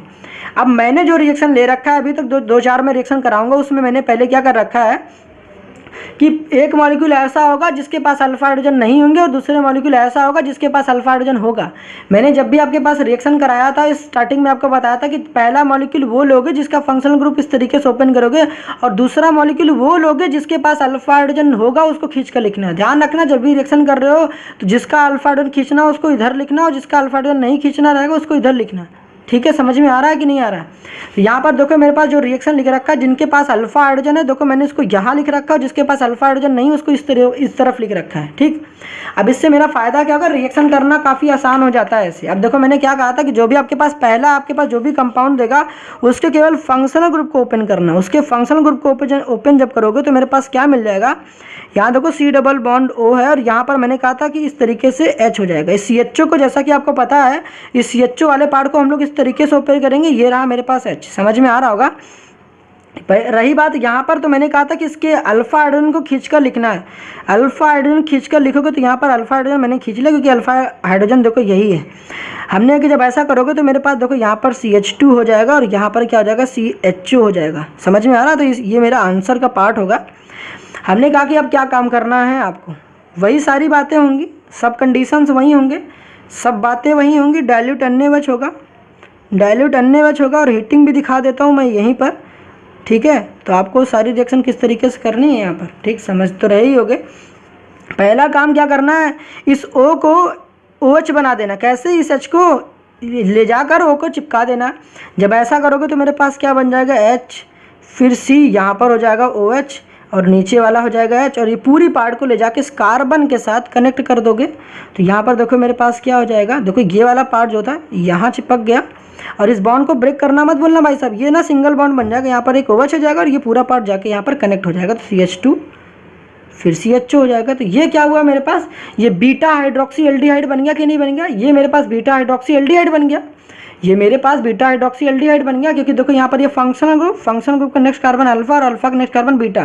तो ये देखो मैंने कहा था कि जब भी आप रिएक्शन करा रहे होगे केवल डाइल्यूट अल्कली के साथ आपके पास बीटा हाइड्रोक्सी एल्डिहाइड बनेगा या तो बीटा हाइड्रोक्सी कीटोन बनेगा, तब जाके आप जज करना कि आपने प्रोडक्ट सही बना रखा है। ठीक, तो बीटा हाइड्रोक्सी एल्डिहाइड बन गया।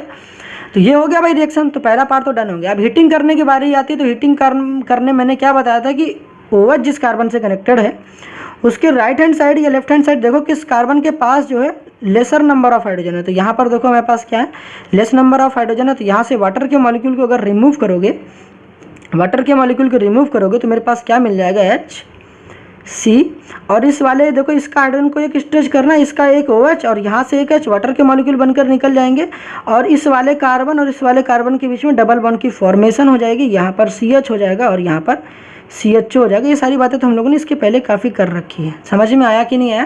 तो ये होगा इस रिएक्शन का फाइनल प्रोडक्ट। अगर कायदे में पूरी तरीके से लिख कर दिखा रहे होगे इसको, तो यहाँ पर इसको लिख देंगे तो यहाँ पर CH2 हो जाएगा। इसको थोड़ा सा कंडेंस्ड फॉर्म में लिखोगे तो ये CH2 हो जाएगा और यहाँ पर डबल बॉन्ड हो जाएगा, फिर यहाँ पर हो जाएगा CH, ये हो जाएगा CHO। कोई दिक्कत? तो यहाँ पर देख सकते हो ये क्या बना है, ये क्या बना, ये स्टायरीन बन चुका भाई साहब। ये इसका नाम क्या होगा, इसका कॉमन नेम है स्टायरीन। क्या नाम है इसका? कॉमन नेम स्टायरीन है। समझ में आया क्या? तो जब भी SCHO हो प्लस यहाँ पर देखो ये फॉर्मेल्डिहाइड है और ये क्या एसिटाल्डिहाइड है। फॉर्मेल्डिहाइड और एसिटाल्डिहाइड डाइल्यूट NaOH के साथ ट्रीट करते हैं तो मेरे पास क्या बन जाता है, स्टायरीन बन जाता है, मतलब ये कंपाउंड बन जाता है। समझ में आई? अब नेक्स्ट देखते हैं। कोई दिक्कत होगी तो बता देना भाई साहब। यहाँ पहले स्टेप में हम लोग डाइल्यूट NaOH के साथ रिएक्शन करा रखे हैं, पहले स्टेप में हम लोग डाइल्यूट NaOH के साथ रिएक्शन करा रखे हैं और सेकंड स्टेप में हम लोग हीटिंग करते हैं। जब भी हीटिंग करते हैं तो मेरे पास क्या होता है, H2O के मॉलिक्यूल रिमूव हो जाता है। समझ में आई बातें? अब नेक्स्ट रिएक्शन को देखो। यहाँ पर नेक्स्ट पार्ट में भी वही काम है, कंडीशंस भाई साहब वही हैं, कंडीशंस वही, कंडीशन चेंज होने वाले नहीं है, डाइल्यूट NaOH और हीटिंग है। मैंने क्या काम कहा कि देखो पहले मैंने बार बार कह रहा हूँ, पहला मैंने वो मॉलिक्यूल लिख रखा है जिसके पास किसी भी तरीके का अल्फा हाइड्रोजन नहीं है और दूसरे मॉलिक्यूल को इस तरीके से लिख रखा है जिसके पास अल्फा हाइड्रोजन है, क्योंकि मुझे दूसरे वाले मॉलिक्यूल का अल्फा हाइड्रोजन को खींचना पड़ता है। अगर ऐसा है तो भाई साहब देखो क्या होगा करोगे, तो देखो मैंने क्या कहा, पहले वाले मॉलिक्यूल को इस तरीके से उसके फंक्शनल ग्रुप को ओपन करके लिखना है, तो यहाँ पर ऐसे लिखोगे और यहाँ पर H नीचे रहेगा और इसके दूसरे वाले मॉलिक्यूल के अल्फा हाइड्रोजन को खींचना है। तो जैसा कि आपको पता है ये कीटोन है, मेरे पास एसीटोन है, ये मेरे पास एसीटोन है, इसके पास अल्फा हाइड्रोजन यहाँ पर भी और अल्फा हाइड्रोजन यहाँ पर भी है। ठीक, ये मेरे पास फंक्शनल ग्रुप है। फंक्शनल ग्रुप का नेक्स्ट फंक्शनल ग्रुप से directly attach carbon alpha carbon, तो अल्फा कार्बन ये भी, अल्फा कार्बन ये भी है, ये भी अल्फा कार्बन है और ये भी अल्फा कार्बन। उस अल्फा कार्बन से कनेक्टेड हाइड्रोजन को अल्फा हाइड्रोजन कहेंगे, तो ये भी अल्फा हाइड्रोजन है, ये भी अल्फा हाइड्रोजन है। और मुझे खींचना क्या है, केवल अल्फा हाइड्रोजन, तो यहाँ से मैं अल्फा हाइड्रोजन खींच लेता हूँ, तो यहाँ पर H हो जाएगा, यहाँ पर CH2 हो जाएगा, फिर यहाँ पर CO हो जाएगा, फिर क्या हो जाएगा CH3 हो जाएगा। जब ऐसा करोगे आप तो ठीक, ये आपको रफ में काम कर लेना है ये, ठीक है। तो आपको ये रफ में काम कर लेना है, ये ले जाके ना रफ में पीछे कर लेना, उसके बाद डायरेक्ट प्रोडक्ट उनको भाई साहब को बना के दे देना। आपको क्या काम करना, जो भी ये H रहेगा, ये हाइड्रोजन रहेगा, इसको ले जाकर यहाँ पर चिपका दोगे और ध्यान रहे ये बॉन्ड को ना सिंगल बॉन्ड बना देना, ठीक है। जब ऐसा करोगे तो देखो मेरे पास प्रोडक्ट क्या बन जाएगा, प्रोडक्ट मेरे पास बन जाएगा HC, यहाँ पर हो जाएगा H, ये हो जाएगा OH और यहाँ पर पूरी तरीके से पूरा पार्ट कनेक्ट हो जाएगा, CH2 CO CH3 हो जाएगा। बता कोई दिक्कत नहीं। अब इसके बाद क्या काम करना, ये देखो पहला काम किया हम लोगों ने, ठीक, मैंने बार बार करा, पहला स्टेप मैंने लिख रखा, मतलब डाइल्यूट NaOH का रिएक्शन करा रखी है। सेकंड स्टेप में क्या रखा है मेरे पास, हीटिंग दे रखी है।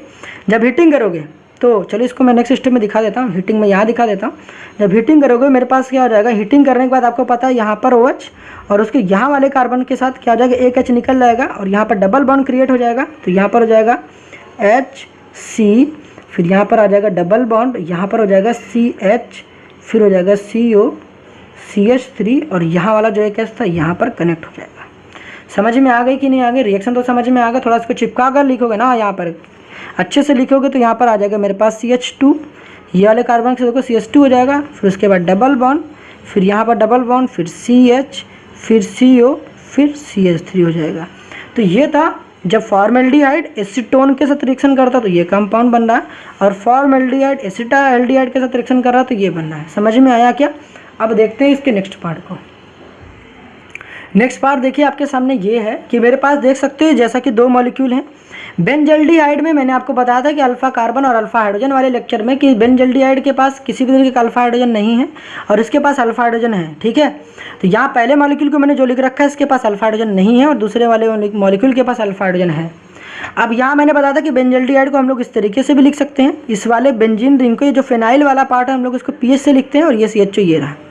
तो एग्जाम में आपके ऐसे भी लिख कर आ सकता है, ऐसे भी लिख के आ सकता है, ठीक, जैसे भी आएगा आप समझ तो गई हो, ऐसे भी लिख कर आ सकते हैं। ये मेरे पास क्या है, ये आपको पता होना चाहिए, ये आपके पास बेंजल्डिहाइड है। क्या है ये? बेंजल्डिहाइड है। और ये तो मैं ऑलरेडी कई बार बता चुका, ये मेरे पास एसीटोन है या प्रोपेनोन कह सकते हो, ठीक, ये मैंने आपको बता रखा था। अब इसकी रिएक्शन करानी है, रिएक्शन तो बहुत ही आसान है। मैंने क्या बताया आपको, क्या बताया बताओ? पहला वाला जो पार्ट है ना इसी को मैं कर रहा हूँ, चाहे ऊपर वाला कर लो चाहे यहाँ कर लो, जो आपको अच्छा लगे वो कर लेना, ठीक है। तो पहले वाले पार्ट क्या काम करोगे, मैंने कहा कि इस वाले पार्ट को मैंने क्या किया, पहले PH लिखा, मतलब फिनाइल है, हमने कहा कि फिर क्या लिखा, इसके फंक्शनल ग्रुप को ओपन किया, ये CHO वाले पार्ट को ओपन करके लिखा, यहाँ पर लिखा और इस H को जो यहाँ पर था इसको नीचे लिखा। और दूसरे वाले मॉलिक्यूल का अल्फा हाइड्रोजन को खींचना था। तो यहाँ पर 3 हाइड्रोजन है अल्फा हाइड्रोजन, तो एक करके एक को केवल खींच कर लिखना है और बाकी के भाई हाइड्रोजन तो ऐसे ही रहेंगे, CH2 CO फिर CH3 हो जाएगा। बताओ यहाँ तक समझ में आया क्या? इसके बाद क्या काम करना है आपको? इसके बाद क्या करना, पहला स्टेप ध्यान रखना, पहला स्टेप मैं करा रहा हूँ यहाँ पर। पहला स्टेप मतलब डाइल्यूट एनर्ज का रिएक्शन, डाइल्यूट एनर्ज के साथ कराओगे तो क्या होगा, ये जो भी O रहेगा OH में कन्वर्ट हो जाएगा, तो मेरे पास PH हो जाएगा, फिर ये C रहेगा और ये सिंगल बॉन्ड बना देना भाई साहब, ये OH हो जाएगा और नीचे वाला यहाँ पर H ही रहेगा। और ये बाकी ये जो भी पूरा पार्ट, ये वाला पूरा पार्ट आपको दिख रहा है, ये पूरा पार्ट मेरे पास क्या हो जाएगा, इस कार्बन के थ्रू क्या हो जाएगा, कनेक्टेड हो जाएगा। जब कनेक्ट होगा तो मेरे पास क्या बन जाएगा, CH2 CO CH3 बन जाएगा। बताओ यहाँ तक समझ में आया कि नहीं आया? देखो क्या काम करना है, जो भी मेरे पास यहाँ दूसरा मॉलिक्यूल रहेगा उसके हाइड्रोजन में खींचना है और इसको OH बना देना है और इसको क्या कर देना, इस तरीके से अटैच करा देना। ठीक है जी, यहाँ तक तो समझ में आ गया होगा। देखो यहाँ तक तो किया आपने। उसके बाद आपको क्या काम करना है, सेकंड स्टेप क्या होती है, आपकी हीटिंग होती है।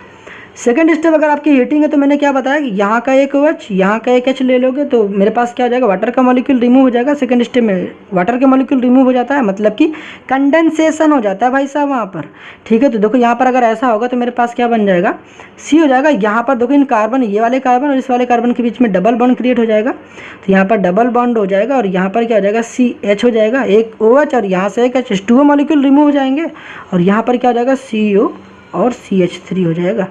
यहाँ पर देख सकते हो फंक्शनल ग्रुप के नेक्स्ट कार्बन अल्फा और उसके next carbon beta, alpha beta पे क्या डबल बॉन्ड है, मतलब अल्फा बीटा अनसैचुरेटेड कीटोन है।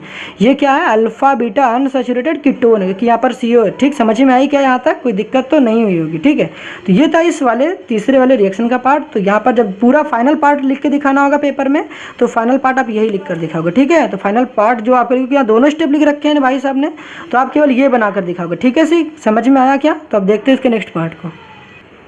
बाकी देखो आपके सामने ना ये 2 रिएक्शन दिख रहे हैं, क्वेश्चन नंबर 4 और क्वेश्चन नंबर 5। ये आपको ना खुद ट्राई करना है और आपको नहीं होते तो आपको कमेंट सेक्शन में बताना कि आपके क्वेश्चन नहीं हुए। अगर नहीं होते तो मैं इसको सोल्यूशन दूंगा। सबसे पहले आपको खुद ट्राई करना, ठीक है। जो भी अगर आपको नहीं आएगा तो कमेंट सेक्शन में बताना, मैं डेफिनेटली इस पर आपको ये वीडियो बना दूंगा।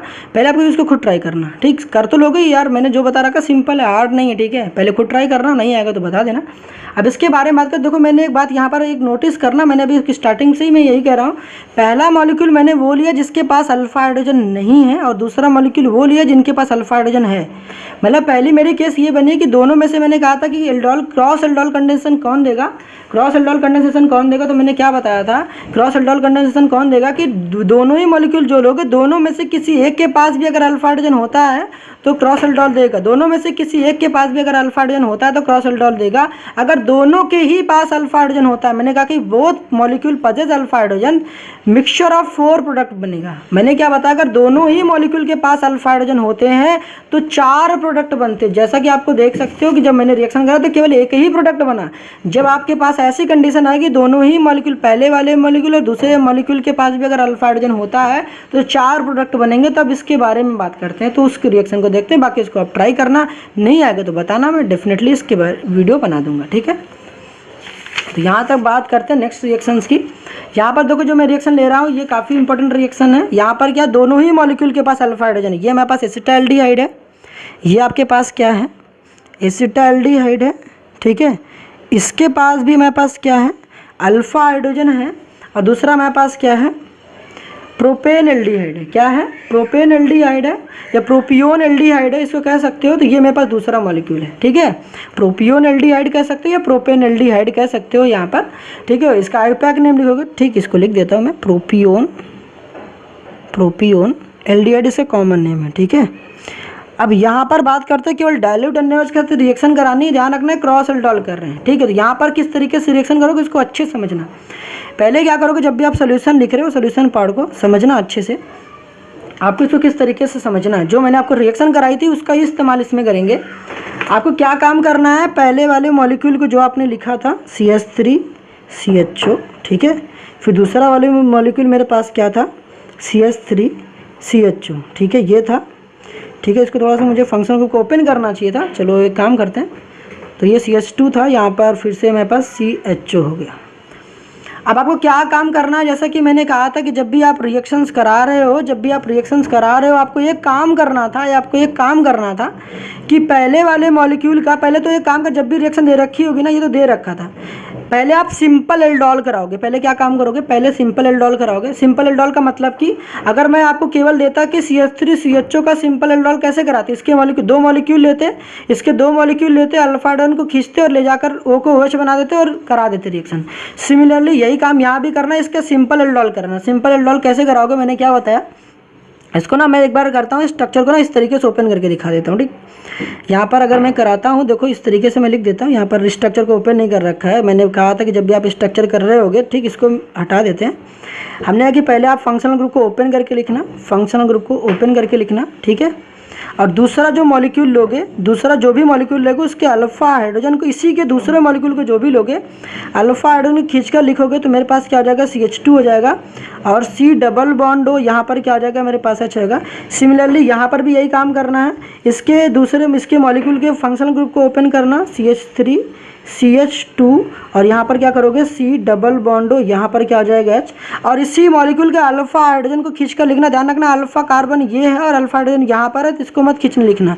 ये फंक्शनल ग्रुप और फंक्शनल ग्रुप का नेक्स्ट कार्बन अल्फा कार्बन, तो अल्फा हाइड्रोजन ये है, इसको अगर खींचकर लिखोगे तो मेरे पास H हो जाएगा, यहाँ पर H हो जाएगा। और ये वाला पार्ट को मैं नीचे लिख दूंगा तो यहाँ पर मेरे पास क्या हो जाएगा, CH, और यहाँ पर हो जाएगा CH3, और यहाँ पर हो जाएगा मेरे पास CHO, या फिर ऐसे ही चलो लिख दो, कोई दिक्कत वाली बात नहीं है। बताओ, यहाँ तक कोई दिक्कत नहीं, मैंने कुछ भी नहीं किया। देखो जो भी था, मैंने कहा था कि पहले सिंपल एल्डोल कैसे कराते हो, पहले वाले मॉलिक्यूल जो भी रहता है उसके फंक्शनल ग्रुप को ओपन करते हो, और दूसरा मॉलिक्यूल जो भी लेते हो उसके हाइड्रोजन को, अल्फा हाइड्रोजन को खींच के लेते हो। ठीक, पहले वही काम किया। देखो जो मॉलिक्यूल था उसके मॉलिक्यूल के फंक्शनल ग्रुप को ओपन किया और उसी मॉलिक्यूल का अल्फा हाइड्रोजन को खींच कर लिखा, फिर जो भी मॉलिक्यूल था पहले वही लिखा और उसके मॉलिक्यूल का हाइड्रोजन को खींच कर यहाँ पर लिख दिया। ठीक, यहाँ तक कोई दिक्कत हुई क्या, नहीं।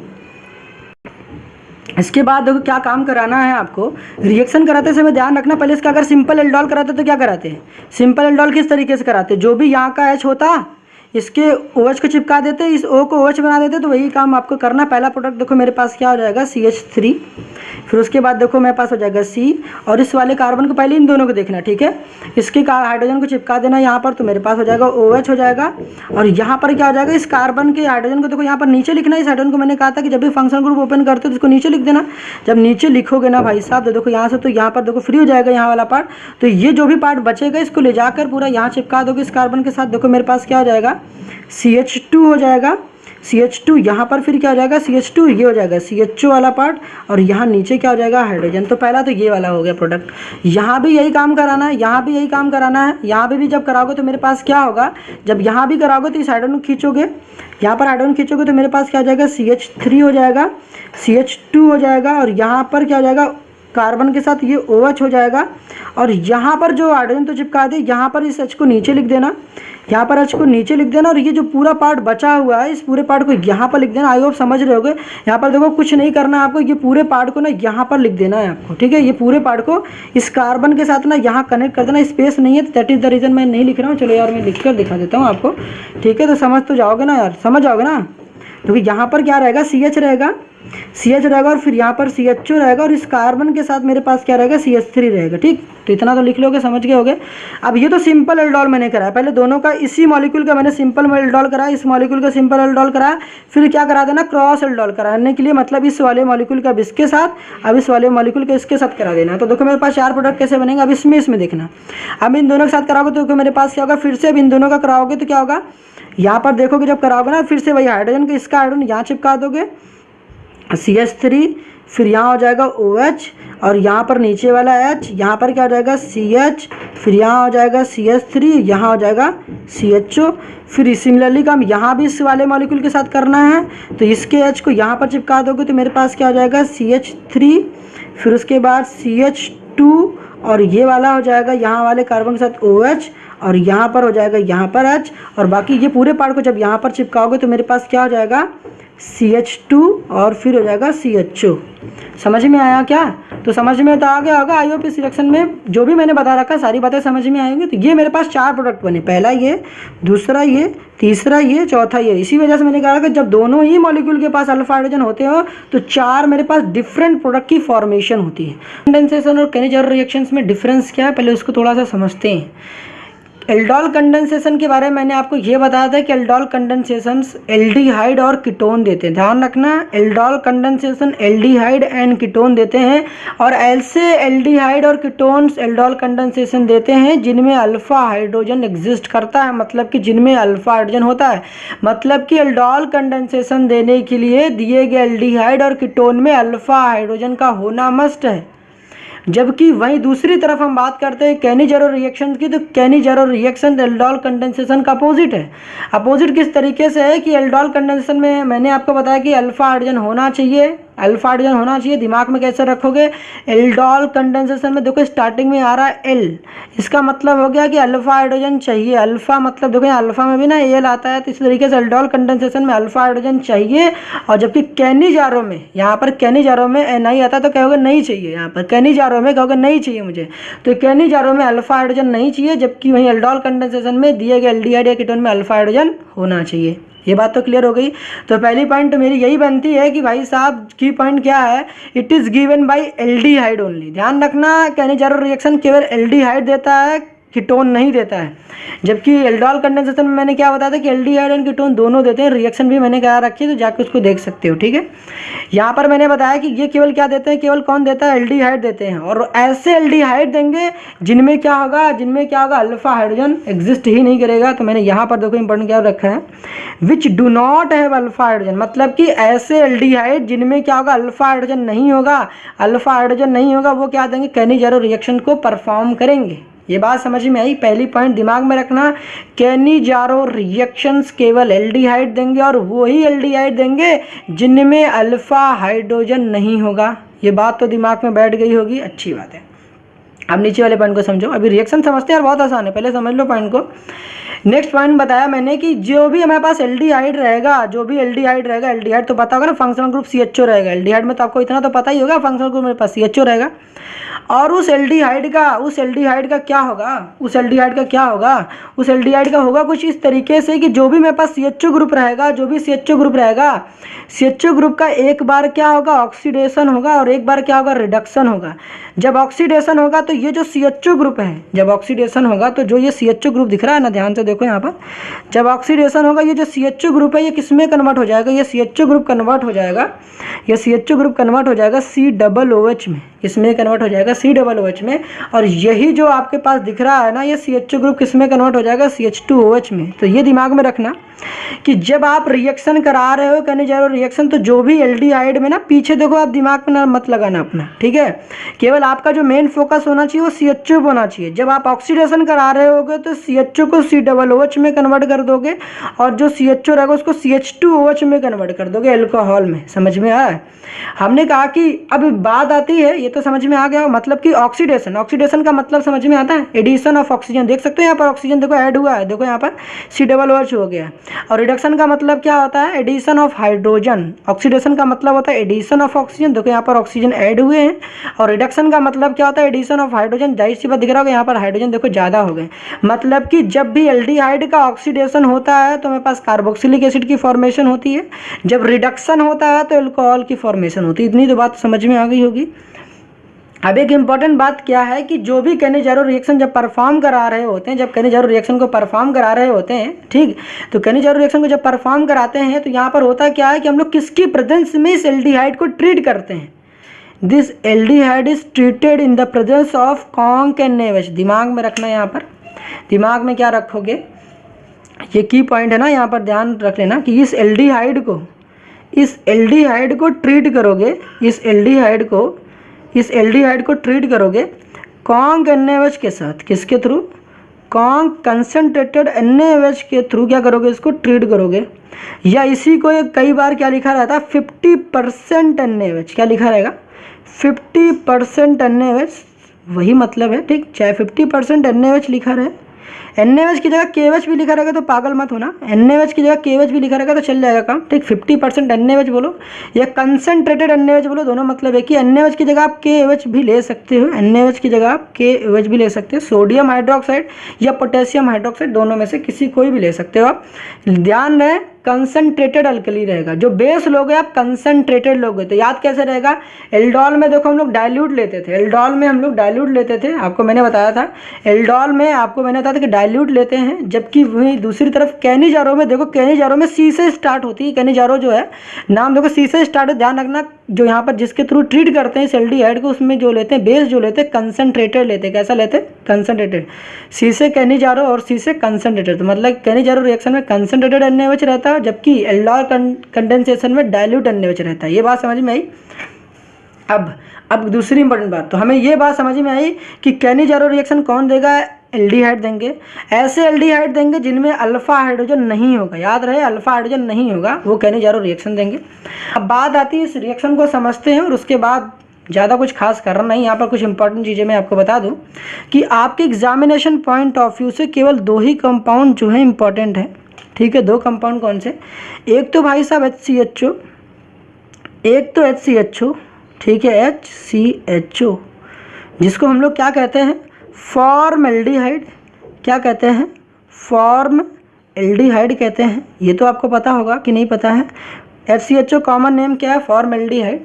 और वहीं दूसरी तरफ HCHO का जो आयुपैक नेम है वो क्या है, एक कार्बन है। आपको पता है कि एक कार्बन है, तो क्या बोलोगे, मेथेनल। क्या बोलोगे, मेथेनल, क्योंकि CHO है तो CHO का जो सेकेंडरी सफिक्स होता है अल होता है, मेथेनल हो जाएगा।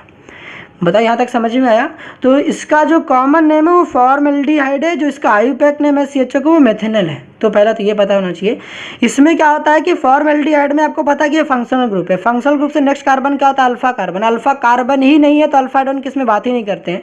इस कंपाउंड में फॉर्मल्डिहाइड में अल्फा कार्बन ही नहीं है, दैट इज वाई इसमें अल्फा हाइड्रोजन भी एग्जिस्ट नहीं करेगा। इस वजह से ये कैनिजारो रिएक्शंस को परफॉर्म करेगा। दूसरी रिएक्शन की, दूसरी कंपाउंड की जो बात करते हैं, दूसरा जो इंपॉर्टेंट है वो आपके पास ये आ जाता है। क्या है भाई साहब, ये है आपके पास C डबल बॉन्ड O, यहाँ पर आएगा H। यह जैसा कि आपको पता होना चाहिए, इस पूरे पार्ट को हम लोग क्या बोलते हैं, फिनाइल कहते हैं। ये पार्ट दिख रहा है ना, इसको मैं कलर कर देता हूँ। इस पार्ट को ही हम लोग फिनाइल कहते हैं। ये जो दिख रहा है बेंजीन रिंग वाला पार्ट, इसको हम लोग क्या कहते हैं, फिनाइल कहते हैं। तो इसी को हम लोग ऐसे भी लिख के दिखा सकते हैं, PHC डबल बॉन्ड OH, ऐसे भी दिखा सकते हैं। और भाई साहब इसको ऐसे भी दिखा सकते हो, PHCHO, ऐसे भी दिखा सकते हो। ये तीनों चीज़ एक ही है, ये तीनों चीज़ एक ही है। वो क्या है, ये है बेंजल्डिहाइड। क्या है, बेंजल्डिहाइड, बेंजल्डिहाइड। तो ये भूलना मत, ये नाम आपको पता होना चाहिए। क्या है ये, बेंजल्डिहाइड है। समझ में आया क्या, तो ये नाम आपको पता होना चाहिए, बेंजल्डिहाइड है। तो इसमें क्या है, इनमें अल्फा हाइड्रोजन नहीं है। 2 आपके एग्जामिनेशन पॉइंट ऑफ व्यू से इंपॉर्टेंट है, एक फॉर्मल्डिहाइड और दूसरा बेंजल्डिहाइड। इसका कॉमन नेम और आयुपैक नेम पता होना चाहिए। इसका कॉमन नेम भी बेंजल्डिहाइड है और आयुपैक नेम भी बेंजल्डिहाइड है। तो दोनों कंपाउंड आपके पता होना चाहिए, फार्मूला भी पता होना चाहिए, ये भी।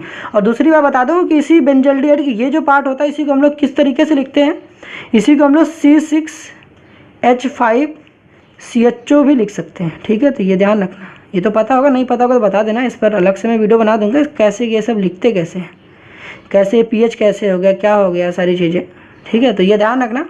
इसी पार्ट को, इस पीछे वाले पार्ट को हम लोग pH भी कहते हैं, और इसी पीछे वाले पार्ट को हम लोग 6H5 कैसे कहते हैं। और ठीक, ये तो आपको पता है कि CHO फंक्शन ग्रुप, ये बेंजल्डिहाइड है। तो कोई इंसान हो सकता है पेपर में ऐसे भी लिखा सकता है, ऐसे भी लिखा सकता है, ऐसे भी लिखा सकता है, ऐसे भी लिखा सकता है। सबका मतलब एक ही है, बेंजल्डिहाइड ही है, ठीक है। बात समझ में आई। अब बात समझना स्टार्ट करते हैं और अच्छे से दिमाग में रखना। कैनिजारो रिएक्शन में जो ट्रीट करते हैं कौन कैनेवेज के साथ। अभी देखना यहाँ पर मैंने ये क्यों एरो क्यों लगा रखा, अभी मैं बताता हूँ आपको। ये सॉल्ट ऑफ कार्बोक्सिलिक एसिड मैंने क्यों लिखा। अब यहाँ एक बात समझना, मैंने क्या कहा कि जब आपके पास कोई भी रिएक्शन करा रहे होगे आप, जब आप कोई भी रिएक्शन करा रहे होगे तो आपके पास क्या होगा, इन शॉर्ट हम लोग यहाँ समझते हैं कि जो भी मैंने एल्डिहाइड लिया, जो भी आपके पास एल्डिहाइड रहेगा, उस एल्डिहाइड में जो CHO वाला पार्ट रहेगा, देखो एल्डिहाइड रहेगा यहाँ पर, इसको ट्रीट किसके थ्रू करोगे, कॉन्क NaOH के थ्रू, कॉन्क NaOH के थ्रू ट्रीट करोगे और इसको हीट कर दोगे। क्या कर दोगे, हीट कर दोगे। तो होगा क्या, कुछ खास नहीं करना है यार, आपको इतनी बात ध्यान रखनी है। ये जो CHO होगा एक बार किस में कन्वर्ट हो जाएगा, COOH में कन्वर्ट हो रहा होगा। मगर एक दिमाग में बात रखना, ये जो CHO है COOH में कन्वर्ट तो हो रहा होगा, लेकिन एक दिमाग में मेरी बात रखना, एक दिमाग में मेरी बात रखना कि जब कभी भी आपके पास कोई एसिड बनता है, जब कभी भी आपके पास कोई एसिड बनता है और उस रिएक्शन में बेस हो, उस रिएक्शन में बेस हो, यहाँ पर यार पीछे कुछ भी लिख सकते हो, मैं आर लिख दे रहा हूँ, ठीक, RCOOH है। हमने कहा कि यहाँ पर ये एसिड है, ये बेस है, आपको पता है ये बेस में Na+ में टूट जाएगा, ये OH- में ब्रेक डाउन हो जाएगा। और यहाँ पर ये एसिड है तो ये नेगेटिव पार्ट, ये हो जाएगा पॉजिटिव पार्ट, और ये H+ और ये OH- कंबाइन करके क्या बना लेंगे, वाटर का मॉलिक्यूल की फॉर्मेशन कर लेंगे, H2O बन जाएगा। और ये Na जाकर H+ की प्लेस ले लेगा, ये Na जाकर H+ की प्लेस ले लेगा। आपने क्या सीखा, आपने क्या सीखा कि जब जब आपके पास कोई एसिड रहता है, जब जब आपके पास कोई एसिड रहता है और आपके पास कोई बेस है, आपके पास कोई बेस है, और उस बेस का जो पॉजिटिव वाला पार्ट है, यूँ कह दो जो मेटालिक वाला पार्ट है, जो मेटालिक वाला पार्ट है, उस एसिड के H+ को रिप्लेस कर देता है, उस एसिड के H+ को देखो रिप्लेस कर दिया है, और उसने H की जगह पर देखो Na आ गया, H की जगह पर Na आ गया है। समझ में आई? तो यहाँ पर भी आपको पता है कि देखो कॉन्क NaOH के थ्रू ट्रीट कर रहे हो, कॉन्क NaOH के थ्रू ट्रीट कर रहे हो, तो होता क्या है, COOH बन तो रहा होता है, COOH बन तो रहा होता है, लेकिन COOH जब बन रहा होता है तो ये Na क्या होता है, इस H की जगह ले लेता है, तो COONA बन जाता है। अब यहाँ पर नेगेटिव पार्ट, ये रहेगा पॉजिटिव पार्ट, और बाकी ये वाला तो रहने वाला है। ये CHO किस में कन्वर्ट हो जाएगा, CH2OH में, किस में कन्वर्ट हो जाएगा, CH2OH में। बताओ यहाँ तक समझ में आई कि नहीं आई बातें, क्योंकि यार ये तो अभी तक तो आप यही बता रहे थे, यहाँ तक समझ में आ गया, हाँ भाई साहब यही बता रहे, तो कुछ नया बता भी नहीं रहे यहाँ पर। तो COONA हो गया, और ये क्या होगा, CH2OH हो गया, ठीक है। ये पीछे ये जो डैश लगा रखा है, ये क्या रिप्रेजेंट कर रहा है, ये बता रहा है ना कनेक्टिविटी है, कि पीछे कुछ पार्ट कनेक्टेड होगा। वो क्या कनेक्टेड होगा अभी मैं बताता हूँ, समझ में आया? अब ये जो पार्ट होता है इसको हम लोग क्या बोलते हैं, sodium salt of carboxylic acid. ये तो sodium salt of carboxylic acid है, या पोटेशियम भी लिख सकते हो। इसी वजह से हम कहते हैं कि जब कोई भी एल्डिहाइड होता है, जब कभी भी कोई एल्डिहाइड होता है और उस एल्डिहाइड में अल्फा हाइड्रोजन नहीं होता है, उस अल्फा हाइड्रोजन नहीं होता है, अल्फा हाइड्रोजन नहीं होता है, तो उस जब कोई ऐसा एल्डिहाइड जिसमें अल्फा हाइड्रोजन नहीं होता, उसको ट्रीट करते हैं कॉन्क NaOH के साथ और उसको हीट कर देते हैं, तो जो वो एल्डिहाइड है एक बार वो किस में कन्वर्ट हो जाता है, एक बार किस में कन्वर्ट हो जाता है, वो साल्ट ऑफ कार्बोक्सिलिक एसिड बना लेता है, साल्ट ऑफ कार्बोक्सिलिक एसिड बना लेता है, साल्ट ऑफ कार्बोक्सिलिक एसिड बना लेता है। और इसी को हम लोग क्या कहते हैं, इसी पार्ट को हम लोग बोलते हैं क्या, sodium salt of carboxylic acid. और ये क्या बन जाता है, ये मेरे पास एल्कोहल बन जाता है। समझ में आया, ये क्या बन गया, मेरे पास एल्कोहल बन गया। अब इसमें एक इम्पॉर्टेंट बात क्या होती है, इम्पॉर्टेंट बात ये है कि जैसा कि मैंने यहाँ लिख रखा कि प्रोडक्ट ऑफ कैनिजारो रिएक्शंस कोई पूछे तो क्या बताओगे, तो प्रोडक्ट ऑफ कैनिजारो रिएक्शन आप ये बताओगे, salt of carboxylic acid and alcohol. कोई पूछता है कैनिजारो रिएक्शन कौन देता है, तो आप कहोगे ऐसे एल्डिहाइड देगा जिसमें अल्फा हाइड्रोजन नहीं होगा। आखिर एल्डिहाइड जो होगा उसका होता क्या जब कॉन्क NaOH के साथ ट्रीट करते हैं, तो आप ये बताओगे कि जो एल्डिहाइड होता है जिसमें अल्फा हाइड्रोजन नहीं होता है, तो वो एल्डिहाइड एक बार ऑक्सीडाइज होके साल्ट ऑफ कार्बोक्सिलिक एसिड बना लेता है, और वही एल्डिहाइड एक बार क्या बना लेता है, अल्कोहल बना लेता है। मतलब कि यहाँ पर आपने एक इंपॉर्टेंट बात सीखी कि सेम स्पीसीज का एक बार ऑक्सीडेशन हो रहा है कार्बोक्सिलिक एसिड में, इस CHO का क्या हो रहा है, ऑक्सीडेशन हो रहा है कार्बोक्सिलिक एसिड में। यहाँ पर क्या हो रहा है, ऑक्सीडेशन हो रहा है कार्बोक्सिलिक एसिड में, और रिडक्शन हो रहा है अल्कोहल में। यहाँ स्पेस नहीं है तो आप इसको लिख लीजिएगा, यहाँ पर CHO का रिडक्शन हो रहा है एल्कोहल में, रिडक्शन हो रहा है एल्कोहल में। तो जब किसी सेम स्पीसीज का एक बार ऑक्सीडेशन हो और सेम स्पीसीज का एक बार रिडक्शन हो, ऐसी रिएक्शन को हम लोग डिसप्रोपोर्शियोनेशन रिएक्शन के नाम से जानते हैं। तो एक नोट की पॉइंट यहाँ पर लिख लो, और ठीक है, यहाँ पर नोट की पॉइंट लिख लो यार, इसको दिल में बैठा लेना, ठीक है। यहाँ पर मैं बता क्या रहा हूँ, इसको दिल में बैठा लेना कि जो कैनिजारो रिएक्शन है वो एक डिसप्रोपोर्शियोनेशन रिएक्शन है। क्या है, डिसप्रोपोर्शियोनेशन रिएक्शन है। मैंने क्या बताया कि कैनिजारो रिएक्शन एक डिसप्रोपोर्शियोनेशन रिएक्शन है, डिसप्रोपोर्शियोनेशन रिएक्शन है। कोई पूछता है ये डिसप्रोपोर्शियोनेशन रिएक्शन क्या होता है, तो कहोगे किसी सेम स्पीसीज का अगर एक बार ऑक्सीडेशन हो जाए और उसी सेम स्पीसीज का एक बार रिडक्शन हो जाए, तो उस रिएक्शन को हम लोग क्या कहते हैं, डिसप्रोपोर्शियोनेशन रिएक्शन के नाम से जानते हैं। बात समझ में आ गई होगी यहाँ तक सारी बातें। अब समझते हैं इन दोनों की रिएक्शन कैसे कराई जाएगी। ठीक है, बात तो यहाँ तक बहुत आसान थी, क्योंकि मैंने क्या कराया, पहले आपके पास पहली रिएक्शन आएगी। पहली रिएक्शंस क्या आएगी, आपके पास HCHO आएगा। मैंने इसका कॉमन नेम आपको क्या बताया, फॉर्मेल्डिहाइड। समझ में आया जी, आपके HCHO बताया हमने। क्या किसको ट्रीट किसके थ्रू करोगे, इसको ट्रीट किसके थ्रू करोगे, तो यहाँ पर आपके पास क्या लिखा रहेगा, कॉन्क NaOH लिखा रहेगा, कॉन्क NaOH लिखा रहेगा और हीटिंग लिखी रहेगी। कुछ करना नहीं है, आपको एक ही काम फोकस करना है, CHO पे। मैंने आपको ये बताया किस पे फोकस करना, CHO पे। बताया था कि नहीं बताया था, बताओ। यहाँ पर देखो आपको बताया था कि आपका मेन जो फोकस होना चाहिए वो CHO पे होना चाहिए। यहाँ भी देखो मैंने आपको बताया था, देख सकते हो यहाँ पर मैंने बताया मेन फोकस किस पे होना चाहिए, CHO पे होना चाहिए। आप क्या करोगे, जो भी ये CHO रहेगा एक बार किस में कन्वर्ट कर दोगे, देखो एक बार जो ये CHO रहेगा उसको किस में कन्वर्ट कर दोगे, COOH में। किस में कन्वर्ट कर दोगे, देखो आप कन्वर्ट COOH में करना, आप कन्वर्ट COOH में करना। लेकिन जब COOH में कन्वर्ट कर रहे होगे, COOH में कन्वर्ट कर रहे होगे, तो आपको पता होना चाहिए कि यहाँ रिएक्शन में हमारे पास क्या है, बेस है।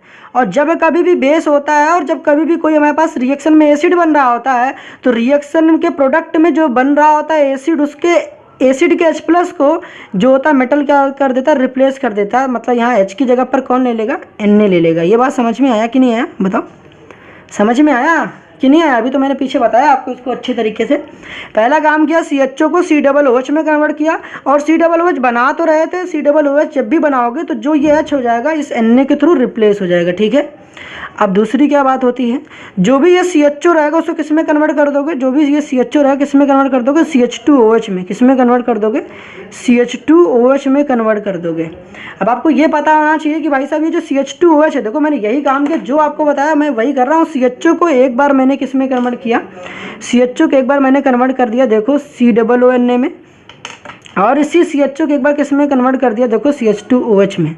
अब आपको ये पता होना चाहिए कि ये जो ये H है, देखो H यहाँ वाला था। कई बार बच्चे यहाँ पर कंफ्यूज हो जाते हैं, ये जो H था देखो यहीं पर है, और इस CHO को मैंने CH2OH में कन्वर्ट कर दिया। इसको फर्दर जो थोड़ा सा सिंप्लीफाइड वर्जन में लिखोगे तो आपको पता होना चाहिए, देखो यहाँ पर एक कार्बन है और यहाँ पर देखो इसी कार्बन के साथ 2 हाइड्रोजन यहाँ पर है, 1 हाइड्रोजन यहाँ पर है।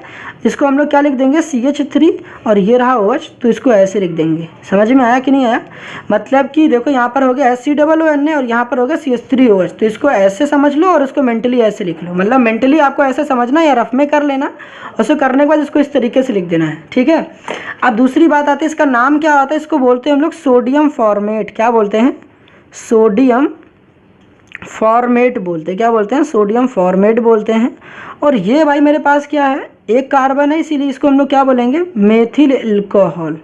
कॉमन नेम मेथिल एल्कोहल है, कॉमन नेम मेथिल एल्कोहल है। आईपैक नेम लिखोगे इसका, तो इसका आईपैक नेम, एक कार्बन है तो मेथ रहेगा, सिंगल बॉन्ड तो एन, और OH है तो ऑल रहेगा, तो मेथनॉल हो जाएगा। समझ में आया। इसका नाम मैंने आपको क्या बताया, इसका नाम है फॉर्मल्डिहाइड, फॉर्मल्डिहाइड। समझ में आया, पीछे बताया भाई अभी आपको। इसी का आईपैक नेम क्या है, आईपैक नेम है मेथेनल। क्या है, तो आईपैक नेम और कॉमन नेम सब पता होना चाहिए, क्योंकि जब आप कन्वर्जन कर रहे होगे तो आपको काफ़ी परेशान होंगे। ठीक है, दूसरी रिएक्शन कराते हैं। दूसरी रिएक्शन देखो मेरे पास क्या आती है, 2 ही रिएक्शन आपकी इंपॉर्टेंट है आपके एग्जामिनेशन पॉइंट ऑफ व्यू से। दूसरी रिएक्शन भी देखो कुछ हार्ड नहीं है, बेंजीन रिंग है, ये मेरे पास बेंजीन रिंग रहा, और इस बेंजीन रिंग के ऊपर आपके पास क्या है, यहाँ पर CHO ग्रुप है। इसको हम लोग किस नाम से जानते हैं, इसको बेंजल्डिहाइड कहते हैं। क्या कहते हैं, बेंजल्डिहाइड कहते हैं। अभी मैंने आपको बताया था, बेंजल्डिहाइड कहते हैं। अब इसकी रिएक्शन कराते हैं तो क्या होता है, इसकी रिएक्शन भी वही कराएंगे, कॉन्क NaOH के थ्रू कराएंगे। ठीक है, और हीटिंग करेंगे, और कुछ खास नहीं, हमेशा की तरह भाई आप यहाँ भी स्किप कर सकते हो और कोई दिक्कत नहीं, आप खुद ही पता चल गया क्या बनाने वाला हूँ। बताओ क्या बनाने वाला हूँ, बताओ ना भाई साहब। यहाँ क्या बनाऊँगा, जो भी ये CHO वाला पार्ट रहेगा उसको किस में कन्वर्ट कर दूंगा, COOH में। मैं सोचूंगा COOH ही, मगर जब जब COOH बनाऊंगा, जो भी H बनेगा मेरे पास, जो भी H बनेगा, जो भी मेरे पास H देखो यहाँ पर बनेगा, उस H को रिप्लेस कर दूंगा यहाँ के Na से, तो यहाँ COONA बन जाएगा। बताओ उसी तरीके से फिर क्या करोगे, फिर क्या करोगे, जो भी मेरे पास ये CHO रहेगा किस में कन्वर्ट कर दोगे, CH2OH में। किस में कन्वर्ट कर दोगे, CH2OH में कन्वर्ट कर दोगे। ध्यान से सुनना मेरे भाई, किस में कन्वर्ट कर दोगे, CH2OH में। यही मैंने बता रखी है। दो ही बात दिमाग में रखना है, CHO जो होगा एक बार COOH में कन्वर्ट हो जाएगा और वही CHO एक बार CH2OH में कन्वर्ट हो जाएगा। इसका नाम जान लो भाई साहब, इसको क्या बोलेंगे, सोडियम बेंजोएट। क्या बोलेंगे, सोडियम बेंजोएट बोलोगे। क्या बोलोगे, सोडियम बेंजोएट। इसका काम कहाँ होता है, फूड प्रिजर्वेटिव के तौर पर इसका इस्तेमाल करते हैं। फूड प्रिजर्वेटिव के तौर पर इसका इस्तेमाल करते हैं। समझ में आया। इसको क्या बोलते हैं, बेंजिल एल्कोहल। इसको क्या बोलते हैं, बेंजिल क्या बोलते हैं, बेंजिल एल्कोहल। तो यहाँ तक बातें समझ में आई, कोई दिक्कत तो नहीं रही होगी। ठीक, अगर ये दोनों रिएक्शन आपको समझ में आ गई, और तीसरी एक बात दिमाग में रखना कि इसी रिएक्शन को आपके एग्जामिनेशन में ऐसे लिखा जा सकता है भाई साहब। इसी रिएक्शन को, ये दूसरी वाली रिएक्शन को जो मैं बता रहा हूँ, आपके एग्जामिनेशन में कैसे लिखा जा सकता है, ये लिख देंगे ना भाई साहब, ये लिख देंगे ऐसे C6H5CHO। और जो बच्चे पढ़ के नहीं जाएंगे भाई, कहेंगे यार मैंने तो पढ़ा ही नहीं, तो भाई पढ़ के जाओ ना। मैंने कहा आपकी जो मेन फोकस होनी चाहिए ना, CHO पे होनी चाहिए, पीछे ध्यान ही मत दो। तो CHO पे फोकस गई तो रिएक्शन तो कर ही लोगे आप। अब रिएक्शन में बचा ही क्या, फिर से यही लिखोगे, C6H5 पूरा वही एज इट इज़ रहेगा, और इस वाले पार्ट को COONA लिखोगे। ठीक है, यहाँ पर पॉजिटिव, इसके ऊपर नेगेटिव, और यहाँ पर क्या कर लोगे, C6H5 और CH2OH। समझ में आया, कोई दिक्कत तो नहीं हुई होगी। तो ये थी दूसरी रिएक्शन। ऐसे भी लिखा जा सकता है, ऐसे भी लिखा जा सकता है। अब इस रिएक्शन में